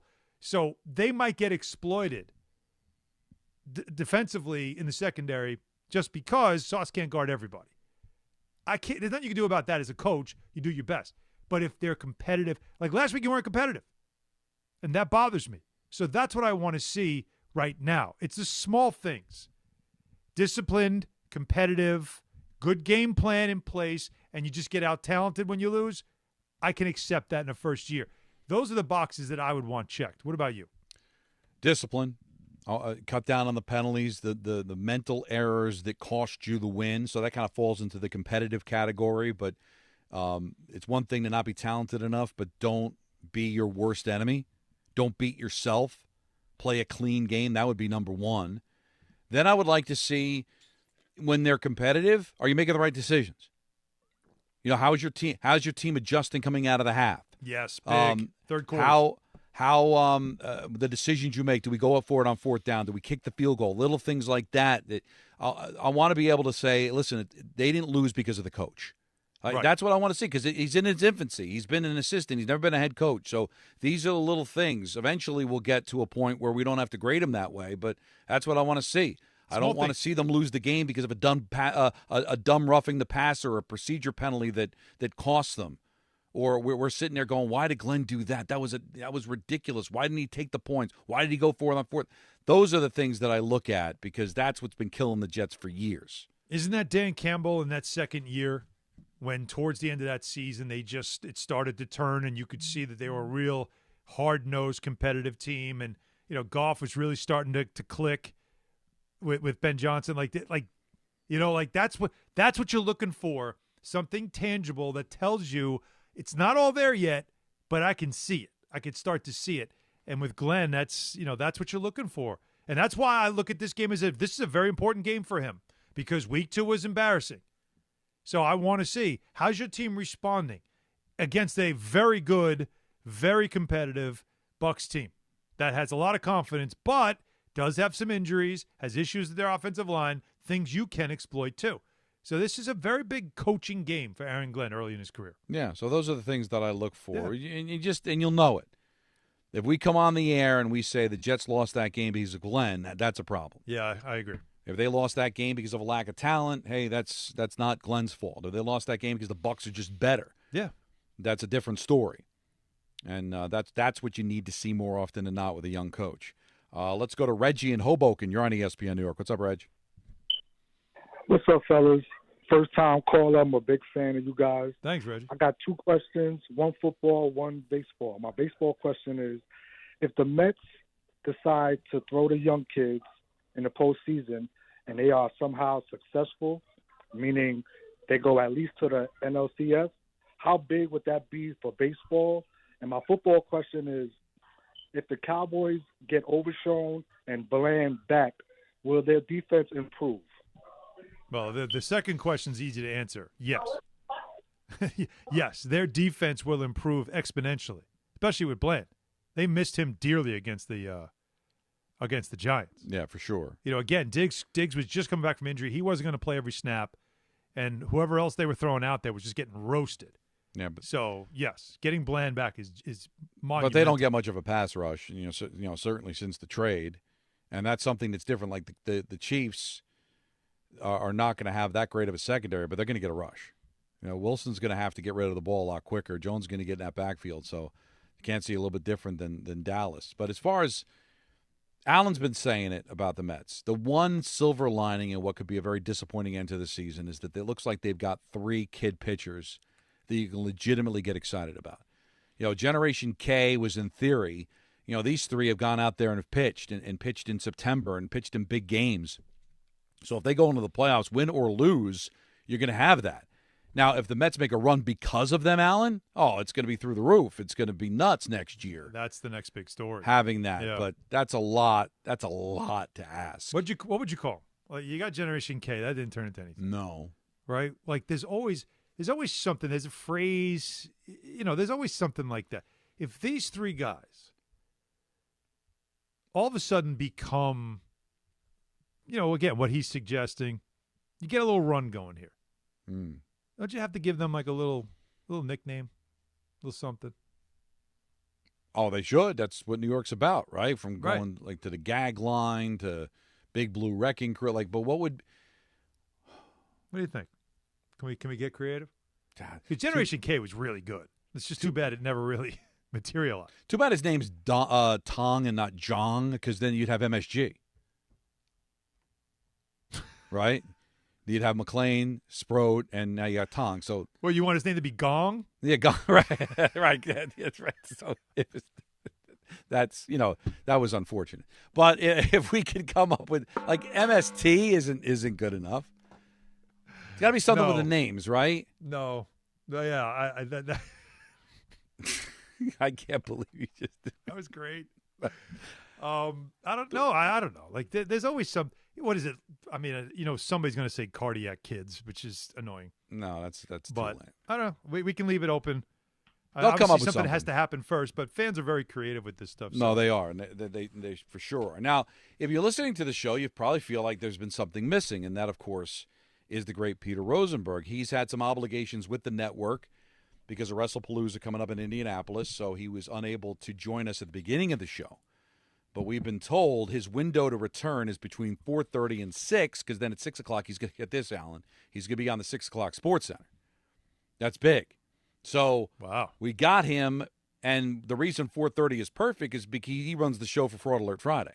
So let's line it up, get your questions ready, because Fraud Alert Friday is coming up next, and fingers crossed that it's going to be Peter that's going to be leading this charge, fresh off of his television debut with the WWE. So we're excited about all of that. That's coming up next here. Don, Hahn, and Rosenberg hanging out with you until 6:30, at which time we will hand it over to the Mets and the Nationals right here on ESPN New York. You matter, and so does your well-being. If you're facing tough moments, struggling with anxiety, depression, thoughts of suicide, or substance use, help is here anytime you need it. Call, text, or chat 988 for free confidential support. New Jersey's 988 Suicide and Crisis Lifeline is here 24/7 for you or someone you love, with trained counselors who listen and care without judgment. You matter. Remember New Jersey's 988. A message from the New Jersey Department of Human Services. Ready to fire up your Saturdays? FanDuel's got a boost you don't want to miss. It's called Boosting with the Boys, and it's given everyone a college football profit boost every single week. So here's how it works. Each week, they're giving everyone a profit boost to use on college football. No opt-in gymnastics, no invite-only nonsense. Everyone gets the boost. We're talking real games, real teams, real Saturdays with an extra payout on the line. It's easy, it's fun, and it's only on FanDuel. Go to FanDuel.com/Rick to download the app. Check out the Boostin' with the Boys offer and get in on the action. Each week, they're giving everyone a profit boost to use on college football. No opt-in gymnastics, no invite-only nonsense. Everyone gets the boost. Must be 21 and older and physically present in New York. Opt-in required. Bonus issued as non-withdrawable profit boost tokens. Restrictions do apply, including any token expiration and max wager amount. See terms at sportsbook.fanduel.com. For help with a gambling problem, call 1-877-8-HOPE-NY or text HOPE-NY at 467369. This is an ad by BetterHelp. We all turn to some funny places for support, but not everyone is a therapist. Not everyone is the one. Find your right match with BetterHelp.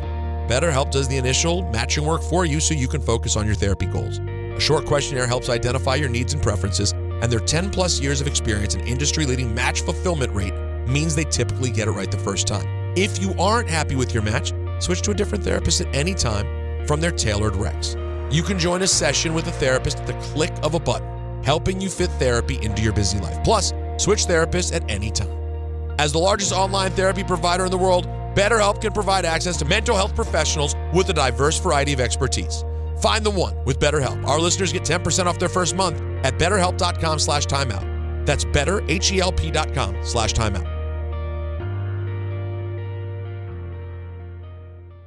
Shop great new offers at Bay Ridge Mazda. Lease the 2025 Mazda CX-5S for as low as $239 per month or finance for 2.9% APR for 36 months. They will take any trade-in and accept all lease returns, even if you didn't lease with them.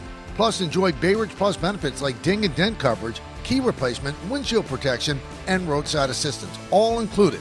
Visit them in Brooklyn or online at BayRidgeMazda.com.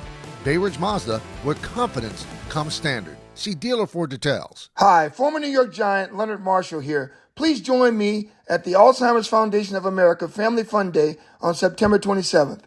Bring your family to AFA's Barbara Rabinowitz Education and Resource Center in Amityville for a fun-filled day of intergenerational activities in celebration of Grandparents Appreciation Month. Learn more and register at AFA September 27th Family Fun Day by visiting www.afalongisland.org or calling 631-223-4000. Now let's take a look at the traffic with Brandy Scott. Thanks, guys. Really no easy way to get around right now, and especially tough over at the Verrazano heading into Staten Island. Broken down car on the expressway westbound right after the span, left lane out by Highland Boulevard, backed up onto the outbound Gowanus and westbound belts in Brooklyn. Probably want to give yourself a head start if you're heading to the Mets game tonight at Citi Field. Just a slow crawl across the span of the Whitestone Bridge getting into Queens. Expressway southbound keeps you bumper to bumper heading over to Northern Boulevard. Not much better at the Triborough, jammed on the Bronx and Manhattan legs. All of your purchases the outbound Georgia are solid aside from the Henry Hudson. Inbound Georgia about 15 to 20 for both the upper and lower decks. Outbound Lincoln, your best ride at 45. Outbound Helena run you close to an hour. This report is sponsored by Mothers Against Drunk Driving. For victims of drunk and drug driving, your grief is unique, but you're not alone. You always have a place at MAD. Visit MAD.org. I'm Brandy Scott on 880 ESPN New York. Actual price will depend on product and subscription plan. Featured products are compounded drug products, which the FDA does not approve or verify for safety, effectiveness, or quality. Prescription products require an online consultation with a healthcare provider who will determine if appropriate. See website for details, restrictions, and important safety information. Want a boost in and out of the bedroom? Hims has you covered. Introducing a new 2-in-1 approach to level up your game. Tadalafil for better bedroom performance and zinc for testosterone support. Put it all together and you've got what you need to turn things all the way up. Getting started is simple. Just go to hims.com/joy to start your free online visit. Through Hims, you can access ED treatments including pills, chews, and more. 100% online. No office visits, no pharmacy lines. Just fill out a simple intake form and a licensed medical provider will determine if treatment's right for you. If prescribed, it ships free and discreetly to your door. Find affordable treatment options at up to 95% less than brand names at hims.com/joy. That's hims.com/joy, HIMS.com/JOY. Did you or someone you know participate in fraudulent fan behavior? I'm a fraud with a capital F. Is your friend a fraud? I have been a complete and utter fraud. Are you a fraud? What is fraud? Let's ask Don McGregor. Screw! Go scratch yourself! Oh, we love Fraud Alert Friday, and it is driven by Ramsey Mazda. Ladies and gentlemen, the first time here on a Friday, we welcome in Peter Rosenberg. What's flawed? You know, Marco's in the kitchen right now listening to it. Oh, yeah? Because he loves that he's on the air, and he wants another attempt at it, because that was several months ago. He thinks he can say it better. Did you explain that would make it a less fun drop to play? Yes, it did. The better he does it, the worse the drop. That's the problem. They're conversely related. And also, it's unfortunate, that was the #1 intro up until 2 weeks ago when that guy Thursday debuted. What is flawed? That's right. It's too perfect to replace. One day he'll understand its yeah, perfection. he'll get it. Peter, saw you on SportsCenter. Fantastic spot. Thank you. Just need to know why we went without a tie. Everyone's vibe today from the powers that be at ESPN was like, it's not meant to be. It's the day before the event. We're outside. It's low key. It's 85 degrees. It felt like Tyrese Halliburton's wearing a zip-up jacket. Notice that. It felt like I come in. I asked everybody. Everybody was going to be less dressed than me. Okay. So me coming in with the complete button, like I'll have a tie tomorrow. It just felt like it would have been one notch too aggressive. Okay. For what everyone else was doing. So for the 6 o'clock, can I give one recommendation? You want tie? No. Okay. One more button. There's no more. Open? Yeah. Oh, come on. Just one more. Just one more. There you go. I don't like care for that just, at all. No, you don't. Yeah, you don't have to pull it open. Just a little less. Well, I mean, now you RJ. You want me to go RJ like this? You're going. Well, yeah. I dare like you. You Actually, think this? I dare you to do it. Yeah. No, I don't like it. I'm just not a little more cash. I would sooner go all the way than. But it's not like, and this is not about you. It's more about what it look like. You look like an IBM worker on lunch break. Like you don't want. You have the white shirt on, but it's buttoned too high. It doesn't seem chill enough for that kind of a mode. I'm just saying that's what I'm throwing out. By the way, you're not wrong. You're not wrong. And for the record, I just have to be honest with you. I'm not a fan of the no tie look. I prefer the tie look. I just felt like it would have been aggressive. So I ended up in the mushy middle. I hear what you're saying. I get it. So you think I look a little too There's no such thing corporate? as overdressed, in my opinion, in certain situations. I do agree with that as well. But if you want to look cash, just open it up a little. Not crazy, not Richard Jefferson. Just a little bit. All right, this is a good. I'm gonna do some thinking about this. I still have the 6 o'clock L. Duncan hit. Yeah, don't go 1977 Ron Duguay. Take it off. Take it all off. You're not trying to get into Studio 54 in the 70s, right? Why don't you take the collar and put it out over the suit jacket if you really want to go By full the way, 70s? Speaking of that guy, did you guys see Cam Newton today? Oh my God! The tie was I don't even know if it's a tie. I don't know what it was. It was like a nest on his hat. I there was a had nest, to look away. I had to look away. And then it looked like a scarf as a tie. I don't. Welcome to Fraud Alert Friday, everyone. Let's get right to the emails. Here we go. Christopher says, I played high school football in North Jersey for a Catholic school team. Now I have zero affiliation to any college football team. Let's just make that note. Anyways, the team I played for had the same team colors as Notre Dame. Same color helmets and jerseys. We even had the same fight song as Notre Dame. Never really was into college football, and this was way back in 2004. I decided to get into college football around then, and I chose Notre Dame because of the jerseys and the fight song. We used it in school. Is that a fraudulent way of becoming a fan of a school since I don't have any other connects to a college? P.S. Go Devils. Other than the fact of rooting for a college you didn't go to, which is just my thing, but a lot of people do it. There's no fraud there. He wasn't a college football fan. You fall in love how you fall in love. You become a fan however you become a fan, whenever you become a fan. There's nothing fraudulent about that. Now he's got to stick with it, but I got no issue with that at all. No fraud. What I love, easy. I just love how reasonable you are. You know, that's the thing I enjoy. Here we go. Giovanni writes us. Says, this is JP from Queens.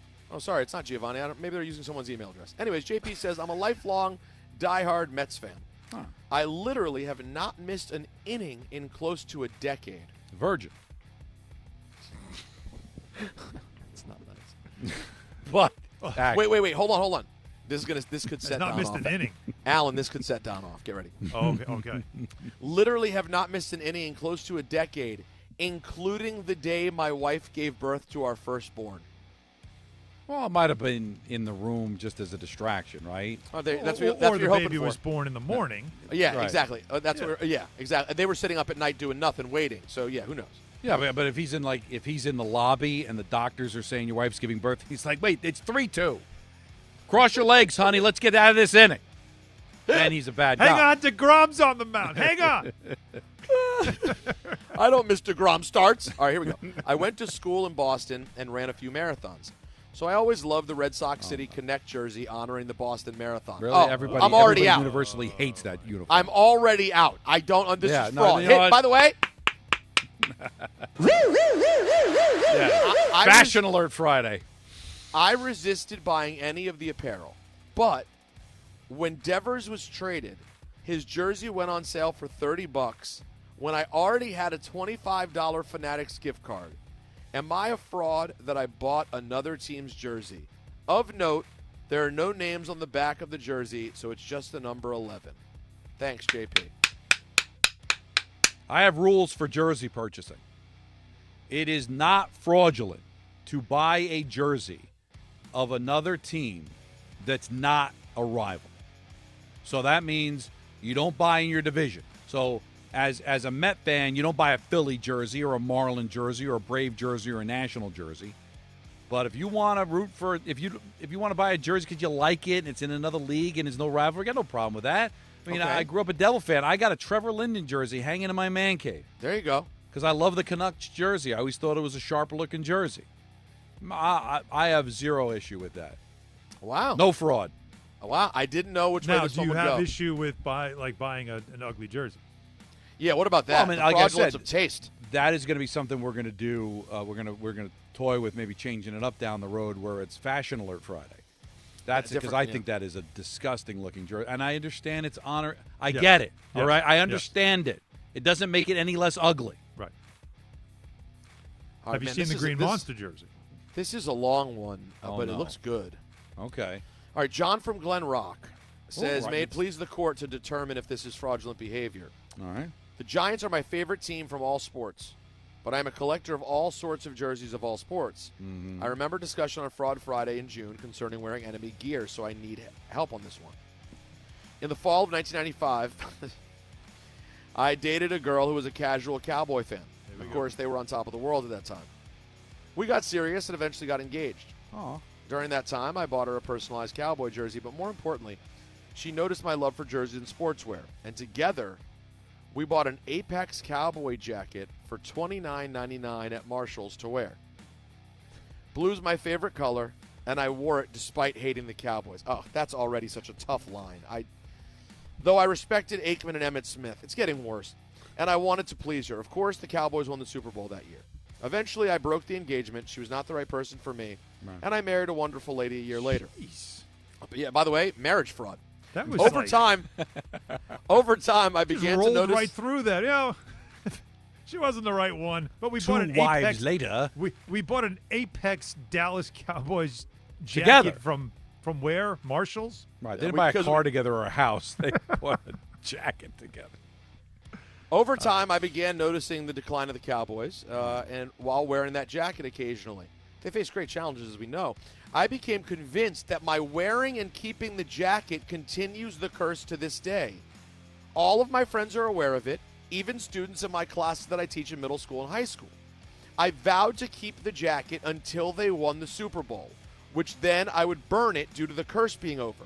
When every season ends and the Cowboys are eliminated, I send a picture of the jacket pictured below on social media to remind everyone of the power of the jacket. By the way, I'm starting to turn on this. I have had Cowboys fans offer to buy the jacket from me, but I've refused. I worry it might end the curse. My wife has even told me to throw it away because of how old and damaged it looks, but I've had to convince her of this curse being intact 30 years later. Question 1. Am I a fraud for wearing and keeping a Cowboys jacket as a Giant fan, if I believe it's the reason for the Cowboys suffering all these years? Oh, wow. As an addendum, which may influence your verdict, here's another issue which also affects my superstitiousness. Right. In 2011, I was in a store and saw a Giants jacket. It was December. They were 7-7 at the time. I planned to wear it when they won more, but then they made their run to their last championship, and I wore it proudly. I still have this jacket, too. and I am now concerned that I have placed a curse on my own team and that I'm the reason for their misery since it worked so well for the Cowboys. Question, what should I do with this jacket? And if I were to get rid of it, am I a fraud Giants fan by keeping the jacket, the cowboy jacket, to continue the curse? Your Honor, I await your verdict and will accept your consequences.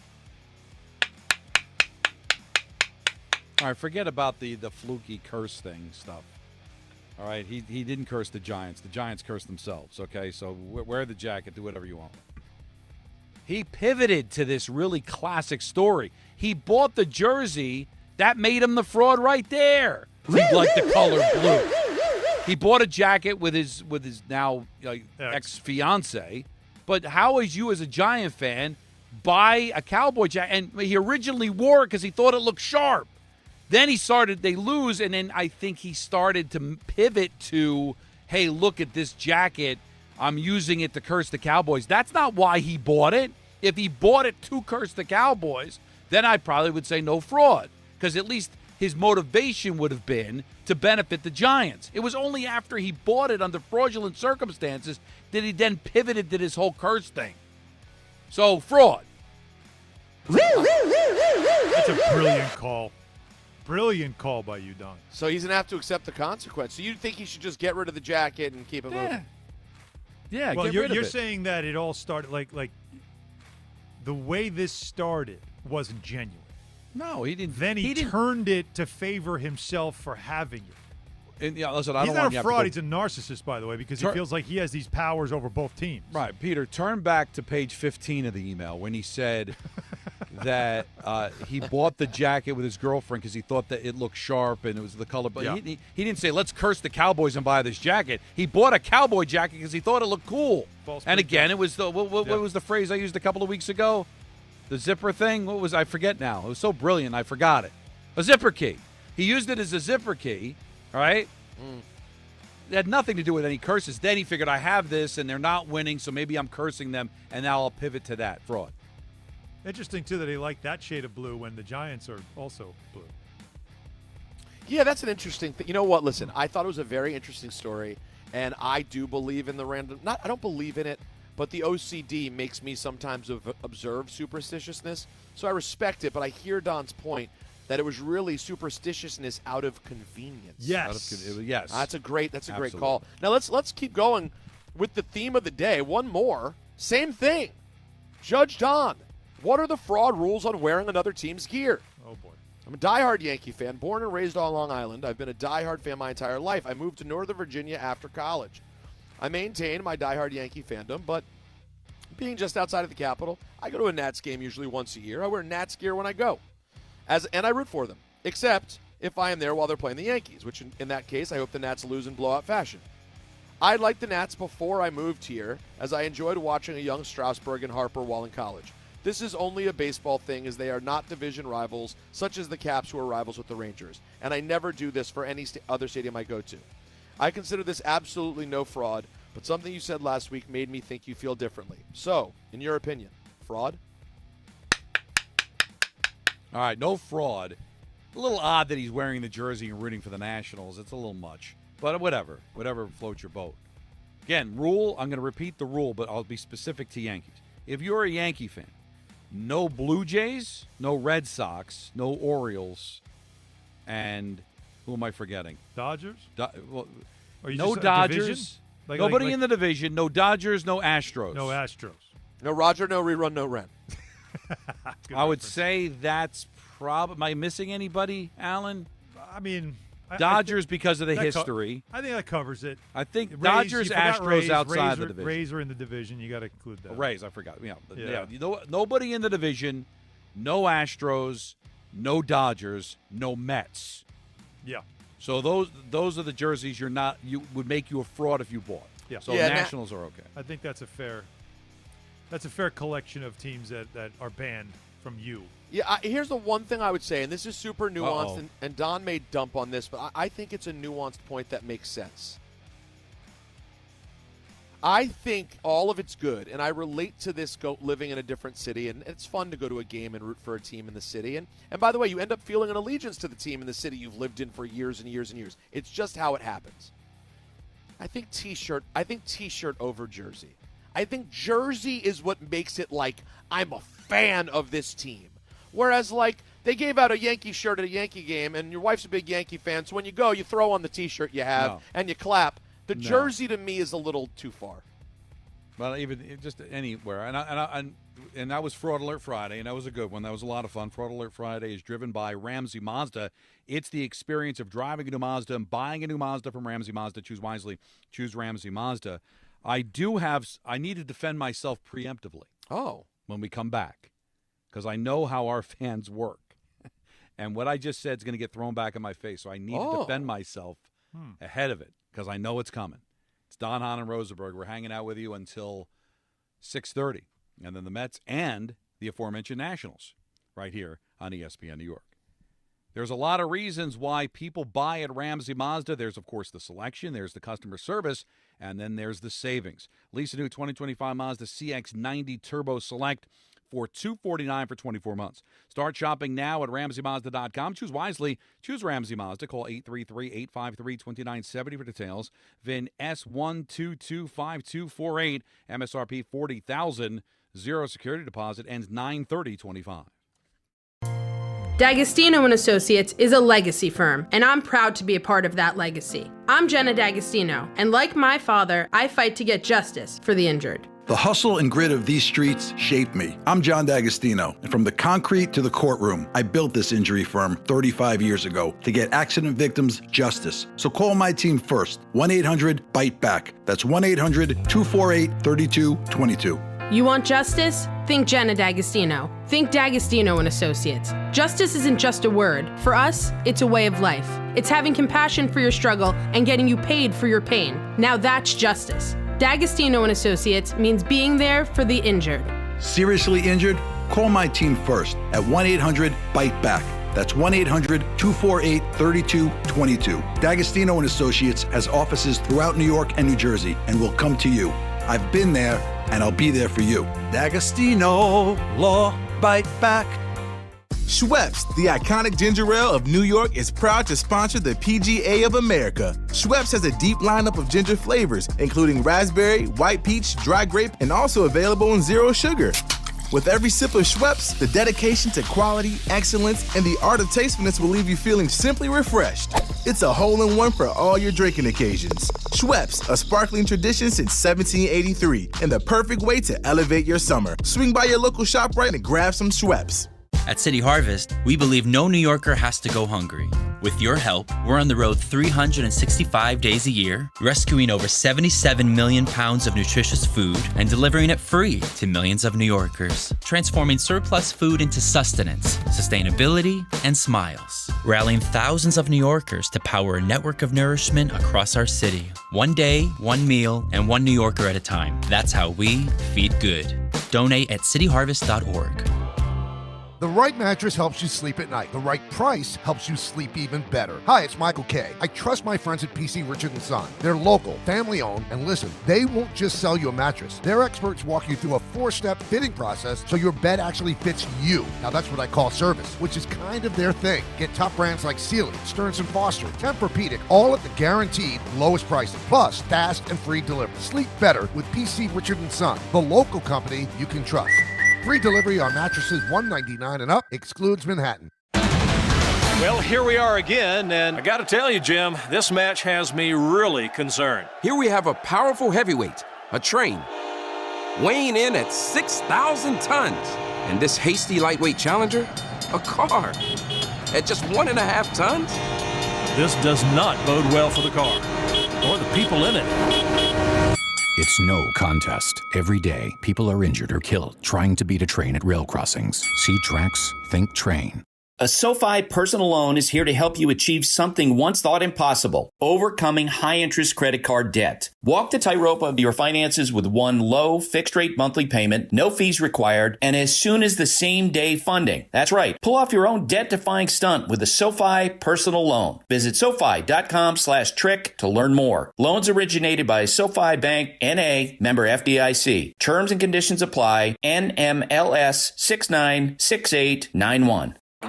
Coach Saban here. On the field or on your walls, coverage matters. That's why I go with Behr Marquee Interior Paint and Primer from the Home Depot. exceptional hide, advanced stain blocking, and over 1,000 colors to choose from. Behr Marquee delivers one-coat coverage that stands up to real life. One-coat coverage, no overtime. Behr Marquee, only at the Home Depot. How doers get more done. Valid only when tinted to colors from the Behr Marquee Interior One-Coat Hide Collection.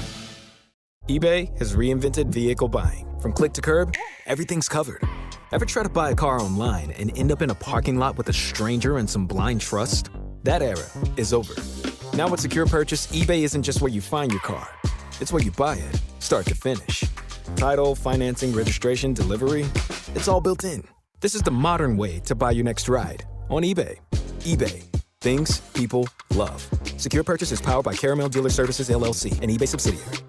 The ESPN New York Couchcast is coming, and things are heating up. We genuinely really get along with each other. I don't even think Peter watches sports. You could make the argument that Rick doesn't get enough credit for being a low-key fraud. Carl's going to be at this Couchcast, too, so we got to make sure we have a lot of cannolis. The ESPN New York Couchcast is Monday night, September 29th. See it all unfold on the ESPN New York YouTube channel. Brought to you by the All-American Ford Auto Group, Calandra's Bakery, and Jacob's Pickles.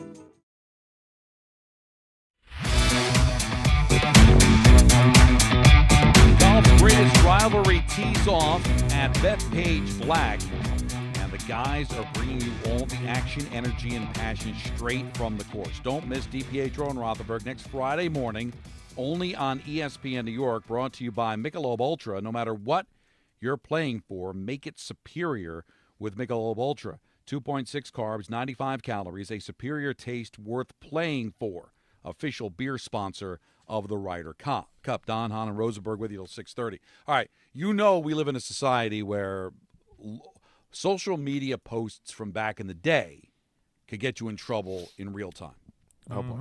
Well, I just said to you that you're a fraud if you purchase any merchandise of a team that's not your favorite team if it's in the division. Okay. Well, I'm sure somebody will find a photo, because it's on Facebook right now, a picture of me circa 1993 at Sports Phone, 32 years ago. And what's on my head? You've seen this picture, I'm sure.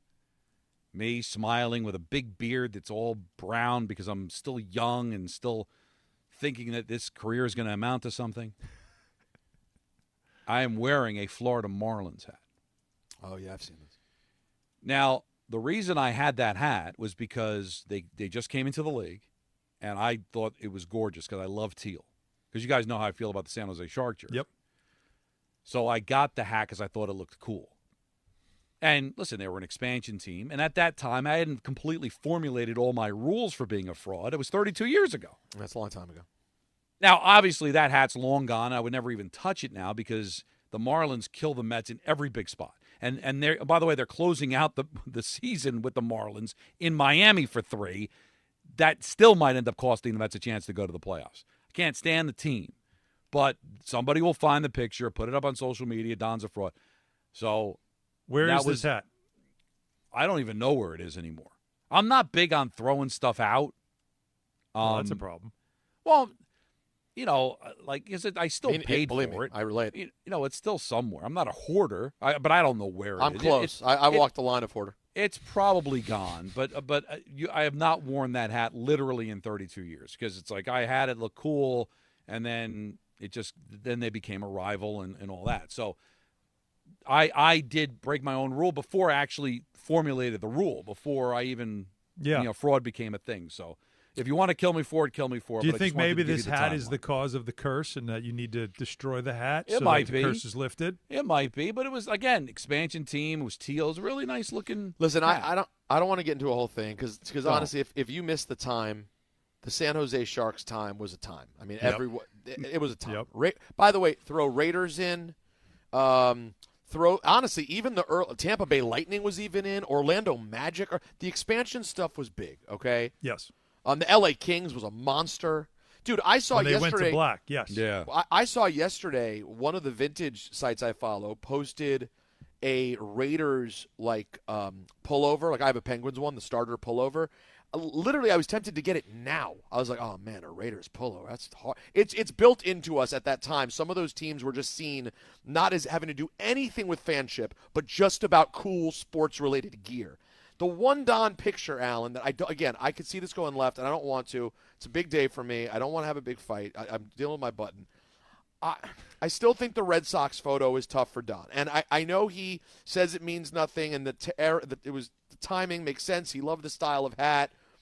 But I don't know. It always did. There was a feeling that I had about the Red Sox hat that I thought was odd. But doesn't break my rule, though. It doesn't. It doesn't. What year were you wearing the hat again? 97. I guess so much time has passed, and you beat them. So, I mean, I hear you. What do you think, Alan? Does it bother you at all? It was I don't know if you saw it. I was think in L.A. It was that 75 Red Sox hat, the red hat. I'm aware. Are you Stremski hat?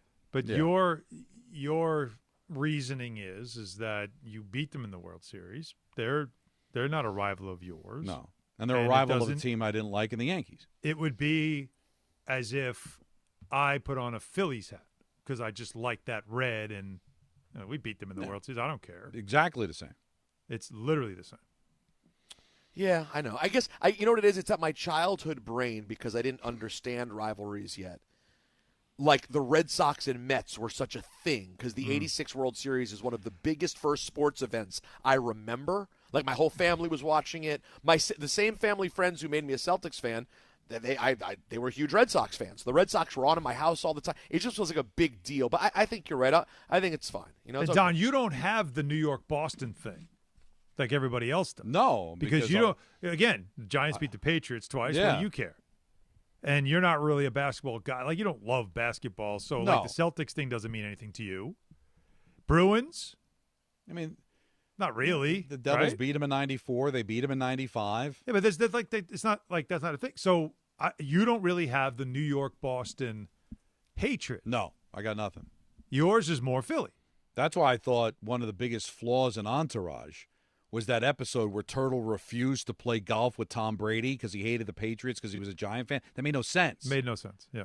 You beat him twice in the Super Bowl. Why would you hate Tom Brady? Yeah, if you had been a Jet fan, then it would have made sense. Yeah, but you'd love to play golf with Tom Brady because you're like, I'll beat you again. Yeah, I didn't have any problem with it. I get that. Yeah, I understand it. All right, well, Peter's hanging with us. We got a whole full, at least another hour with Peter before he gets dragged away by SportsCenter. Peter's got to talk about his painful 3-point L last night. Well, I have to consider what's happening here. I might have to put something on the line this weekend. If this doesn't change, there may be consequences and repercussions. Well, it's all coming up here on Don, Hahn, and Rosenberg till 6:30. Then it's Mets baseball on ESPN New York. Golf. It's a global celebration, and this year, Ryder Cup Live makes you part of it all. Cheer with fans at Rockefeller Center, join watch parties at New York's favorite bars, or host your own unforgettable gathering with Ryder Cup Live fan kits. Whether you're in the city, on Long Island, or at home with friends, you can rally behind your team and share in the energy of golf's biggest stage, the Ryder Cup. It's not just a match, it's a movement. Listen up, friends. It's summer, and you should be out there trying to enjoy yourself. But neck pain, back pain, sciatica, or nerve pain is holding you back. It's time to handle it. I'm telling you, you need to call Dr. Jay Shaw at Sandwell Pain. Dr. Shaw is a double board certified, Ivy League trained. This man is the real deal. No surgery, no scars, no downtime, just results. You can book a same day or next day appointment. He's got 3 convenient locations in Woodbridge, Livingston, and Inglewood, so there's no excuses. You want to get back to your active lifestyle? Dr. Shaw got you covered. Joint pain, migraine, sciatica, nerve pain, gone. No cuts, no medication, no long recovery, just precise image-guided procedures that can get you back to doing what you love. So, here's what you got to do. Get your phone, get online, SandwellPain.com. Book that appointment. You've waited long enough. Don't let pain steal your summer. Don't let pain steal your fun. Call Dr. Jay Shaw today. Go to SandwellPain.com. Relief is closer than you think. And now let's take a look at the traffic with Brandy Scott. Think Thanks so much, guys. We've got the Mets home tonight over at Citi Field, and delays are building at the Whitestone Bridge getting into Queens. Jammed on the southbound Hutch from Westchester Avenue in the Bronx. You stay packed on the expressway southbound, approaching Northern Boulevard. Just crawling at the Triborough Bridge heading in that direction. You're backed up onto the Bronx and Manhattan legs. Grand Central eastbound keeps you heavy heading over to the stadium. All of your purchase, the outbound George, are terrible. Deegan northbound, especially tough. It's a broken down tractor trailer right before the ramp to the Cross Bronx. Backed up across the Triborough and onto the Bruckner. Inbound George about 15 to 20 for the upper deck. Outbound Lincoln Orange 20 to 30. Outbound Holland close to an hour. This report is sponsored by the New York City Department of Transportation. Speeding ruins lives. Drivers, watch out for pedestrians and cyclists and slow your turns to less than 5 miles an hour. I'm Brandy Scott on 880 ESPN New York. Shop great new offers at Bay Ridge Mazda. Lease the 2025 Mazda CX-5S for as low as $239 per month or finance for 2.9% APR for 36 months. They will take any trade-in and accept all lease returns, even if you didn't lease with them. Plus, enjoy Bay Ridge Plus benefits like ding and dent coverage, key replacement, windshield protection, and roadside assistance, all included. Visit them in Brooklyn or online at BayRidgeMazda.com. Bay Ridge Mazda, where confidence comes standard. See dealer for details. From kickoff to cash out, ESPN Bet has the tools you need to score more on game days. Bet smarter with stats at your fingertips. Get personalized parlays built just for you. And with your fantasy team synced right in the app, you can back your squad. Right now, new customers get $100 in bonus bets when you bet $10. Sign up with promo code USL to get started. Must be 21 plus. Gambling problem? Call 1-800-GAMBLER. Terms and conditions apply. See app for details. Offer not available in New York. Hey, it's Reese Davis. Let's be honest, you can't keep an eye on everything. Unless you've got Blink Outdoor 4 cameras. While you're focused on the game, Blink's keeping an eye on your home. With up to 2-year battery life and with Sync Module XR, you can cover more space without constant maintenance. No wires, no worries. Blink helps keep an eye on what matters most. Get Blink today at the Home Depot. How doers get more done. Put him in the box. This is your radio home for New York Mets baseball. 880 ESPN, WHSQ, and WCBS FM HD2, New York.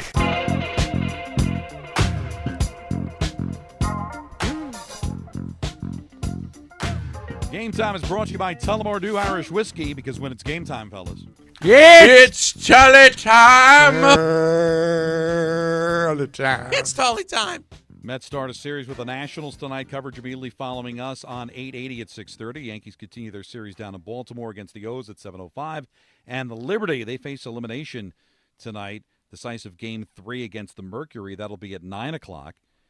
Tullamore Dew, the original triple distilled, triple blended, and triple cast matured Irish whiskey. Be sure to grab a Tullamore Dew or try the new Tullamore Dew Honey during tonight's action. Glasses up to enjoying Tullamore Dew responsibly. So it's 5:02 in the big city. Sorry, Don. You know what else we got this weekend, starting tonight?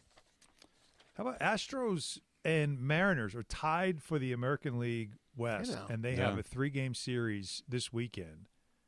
And that's going to decide. That could really shake up matchups for wild card and all that stuff. That's a big series this weekend, just if you're a Yankees fan, to keep an eye on. Oh, for sure, because I would think, I don't want to speak for Yankee fans, but as much as I don't fear, if I'm a Yankee fan, the Astros or the Mariners, just give me the Mariners. Yeah. You don't even want to have to deal with that whole history with the Astros and all that, although, I think the Yankees are just better than both of them. Avoiding the Red Sox is probably what you want. Not that you can't beat the Red Sox, but I think clearly they're better than those 3 options. But there's just something about Seattle, Alan, that just makes me feel like, you know what, you should be able to take care of business. And there is the sexiness of Raleigh versus Jeter, versus Judge that could be fun. Anthony's telling us that, Billy, here 2 of these games. Saturday's games on 1050 and Sunday on 80. How do you like that? So we're providing a little something. You want to just peek in, see how things are going in that series?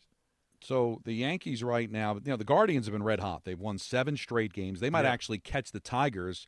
They're 3 back in the loss column and have 3 games with the Tigers. Crazy. So that kind of changes things up. Although, if that were to happen and all of a sudden the Tigers become a wild card team, based on how the Yankees have played the Tigers this year, that might be a bit of an issue too.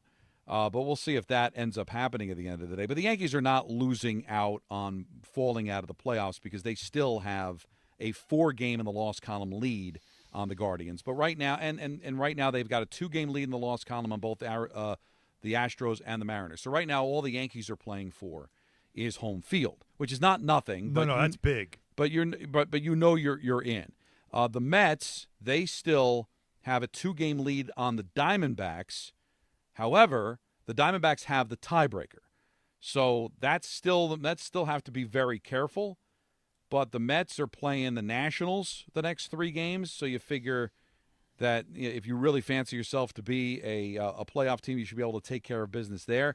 Arizona's taking on Philadelphia. Philadelphia's got nothing to play for other than trying to get the 1 seed, but they've already won their division, and it looks like they will at least get second place in the National League. So yeah, Phillies are 3 games back, right? Other one, 3 in the loss column. As we speak right now, they are 3 back in the loss column of the Brewers, and they're 5 up on the Dodgers. Yeah. So they're pretty much locked in, I would think. So maybe Arizona's got a chance to catch a beat Philly this weekend. So the Mets need to be careful and need to still win games. But I still think the Mets are in good shape to make the playoffs. So that's the state of baseball right now as we go into week 3 of the NFL. And Peter, you weren't with us, but the way we started the show, and you've lived it here because you celebrated a decade on this air just a couple of days ago. You bet your ass. This decade of decadence that we've had here with the NFL, when I say decadence, I mean basically defecation. Decade of defecation? Yeah, it's a decade of defecation. Yes, that's what it's been. Because the Giants have won 57 games in the last decade, while the Jets have won 56. And the easy math, because it's 10 years. Sounds like 5.5 games a year. Yes, and that's not good. And both are dogs going in to this weekend's matchups. Giants obviously a bigger dog because it's Kansas City, and nobody expects Kansas City to go 0-3. And Tampa's still a good team that's 2-0 and they're home. Peter, we might be coming on the air Monday talking about another lost season because neither of these teams are going to be able to get up from 0-3. And I understand that nobody had any expectations of the playoffs, Peter. But the idea was at least try to win a couple of games early. Give yourself some hope that you can have some meaningful games around Thanksgiving. If we're sitting here on Monday talking about 2 0-3 teams, Peter, we're going to be just talking a lot of baseball the next couple of weeks because it's been just brutal here. Listen, it's a broken record, and I know everybody who listens to this show, or not everybody, a lot of people, and probably a lot of people who listen to the K Show, thought that, he's a Commanders fan. He must love seeing the team stink. Guys, football is my favorite sport. And since basically the second I had my dream of becoming a sports talk show host become true, the teams that I have to cover every week are the worst. Literally. Literally. And Don has said this recently, and I've said this over the years.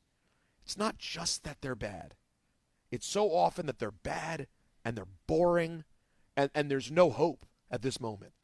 The Giants I give a longer leash to and I give more of a pass to because I'm sorry, just in terms of sports fandom, 07 and 11's relatively recent, but they're still in a bad way, and they've clearly lost their way. And the Jets, this is the thing that makes me so nervous about the Justin Fields move.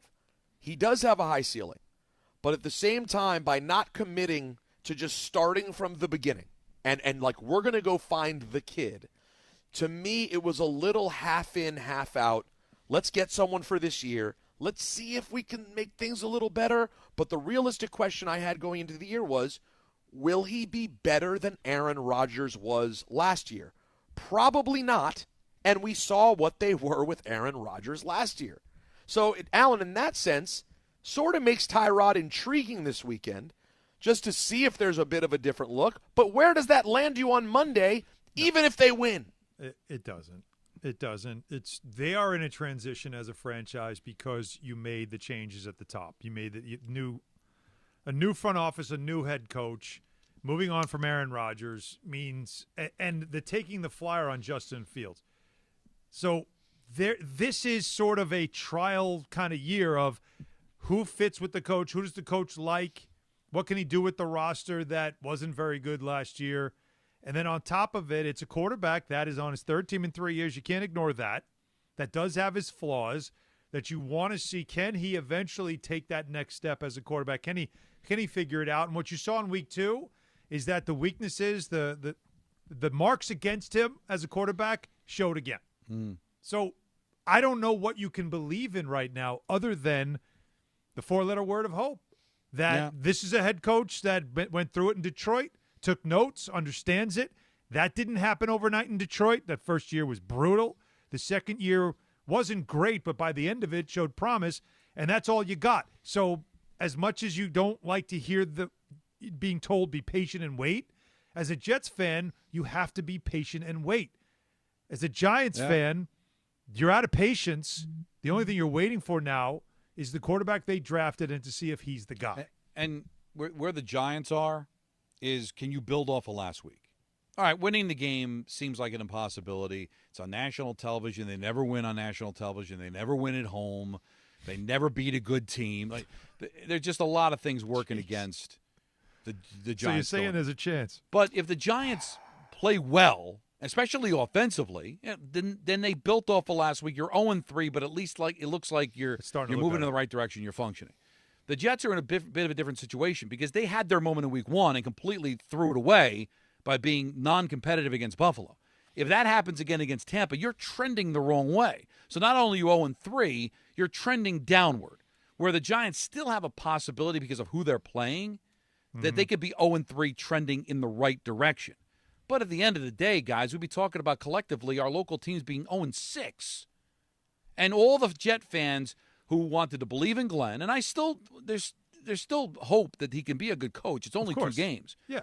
But all of the people that wanted to have hope and all the people that wanted to believe, God, am I hearing a lot of phone calls, listening to this show and others, of people ready to jump. You brought up Ira in Staten Island, who has always been optimistic. Doesn't think Glenn's the guy.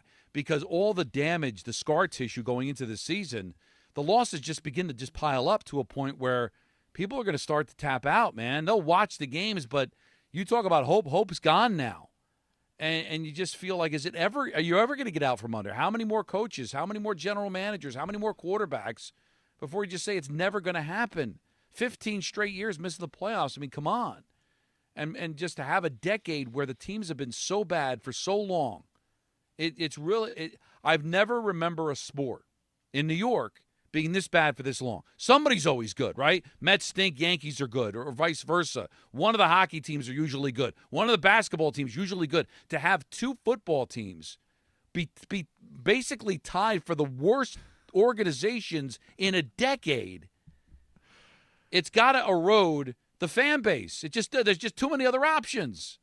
When I was growing up, basketball and hockey games were barely on television. You waited for your baseball games, and half of those games weren't even on TV. I had no way of watching any other team out of market, and yet still people became fans of the Dolphins. Yep. It's crazy. The question of why are you still a fan? It's tough, man. The question, I don't have to watch this garbage. It's fair to ask, right? It eventually, like Peter, when we were talking about this earlier, I just kept going back to the same thing. Like, it's one thing to have, it's been a couple of bad years. You know, it's been a couple of bad. When you get to 10, when you are a decade as the worst or 2 of the worst franchises in the entire sport, that's a whole decade, man. That's a long time to go to be that bad. A decade. Like, I remember when the Knicks finally made the playoffs, it was like they scratched the 7-year itch. Like, 6, 7 years, that's a long time to go without making a playoff. When you go 10, and for the Jets, it's 15. And not making the playoffs. Your 3-year-old becomes 13. Yeah. You didn't get to have anything in there. Honestly, think about that, Don. Imagine right now, Marco picks his team. He's in. He leaves for college. And you guys never got to have a fun season. That's a shame. That shouldn't happen. And that's going to erode. That's where the fan base erodes. Now, Giant fans will be like, well, wait a minute, Don. It was just 3 years ago. We won a playoff game. We were in the divisional round. But you got your head handed to you in that game to the point where a lot of Giant fans feel like that was one of the worst things to happen to the franchise because it made them double down on Daniel Jones and kind of just wasted the next 2 seasons on a quarterback that they thought wasn't the guy who might end up turn around be the guy. And you couldn't figure it out with him if he continues to win in Indianapolis. So even the 1 year they make the playoffs and win, I don't believe this, but a lot of Giant fans can construe it as it still was a negative. It still was a bad thing. The 2016 trip to the playoffs, all you remember from it was the boat trip and getting killed by the Packers and Lambeau. Jets don't even have a playoff run to be embarrassed about. No, Bart Scott said can't wait, and we're still waiting. You can't wait. But yeah, unfortunate. That video's starting to age now. Like, you're looking at that video, like, wow, Bart looks like a different human being. Yeah. Sal Powell didn't have any gray hair. That's right. Isn't that crazy? That's how old that. Honestly, that's. It was 2010. I guess it was a shame too, because I guess it was January 2011. It would have been better if he said, "I'm totally fine waiting, because I'm going to be for a long time." It's amazing. Why are you still a fan? It just becomes. It does feel like we're saying the same thing over there. Rinse, repeat. It does feel like that we're beating the quote-unquote beating the dead horse. What we're supposed to do on Football Fridays, boys, we're supposed to be talking about the anatomy of an upset. How do you win a game? What do they have to do? We should be having fun breaking this stuff down, but none of us can get ourselves to do it seriously because we all go like, what is it? Like, you really think they're going to beat the Chiefs? You really think they could beat the Bucs down in Tampa? Like, that's the problem. Is we've reached that point where we almost feel like it's not worth talking about. Yeah. Like the Mets went through an awful stretch, but yet we still can come up with compelling and reasonable ways, even with 3 young pitchers, how they can still go on a run. Something could still happen. This could work out because something about what they've done tells us there's some credibility to it. We can believe it.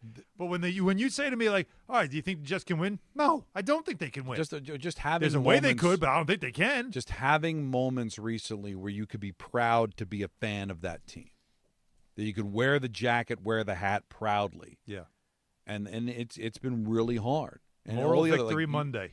It's really tough, but there is an anatomy, I think, for both of these teams. Especially the Giants because of where Kansas City is. Although I caution you where Kansas City is. Losses to the Chargers in Brazil and to the defending Super Bowl champions in which they were in both games. That's right. And they had a win in their pocket. Yeah, they had a win. They were making a move late in that game to win that thing. But, the Giants have to worry about a pass rush, which they didn't have to worry about against the Cowboys. But the secondary, you can exploit. I think that you can move the ball against the Chiefs. And the Chiefs, they have not really looked like the offense that we're used to. And this Giants defense better wake up, man. There's a lot of picks and money and draft picks in the trade for Burns that are invested in this defense. And it's time to get after it, man. Yes. And I was proud of them in the overtime getting a couple of stops. But overall, you still gave up 40 points in the game. You've got to be able to find a way to be able to shut down a quarterback that's really having some trouble. So I know it seems like an impossibility, and so many things are working against the Giants. But you talked about a formula. There's a formula for the Giants to beat the Chiefs. Whether they'll be able to execute it or not, we'll see. But there's a formula, and there's also a formula for the Jets too. Because Tyrod Taylor right now is not that much of a step back from Justin Fields. That's fair to say. It's fair to say, and it's a different look. You'll throw it more now. Again, Garrett Wilson is your best target. It's what do you do when they're going to bracket him? So now what?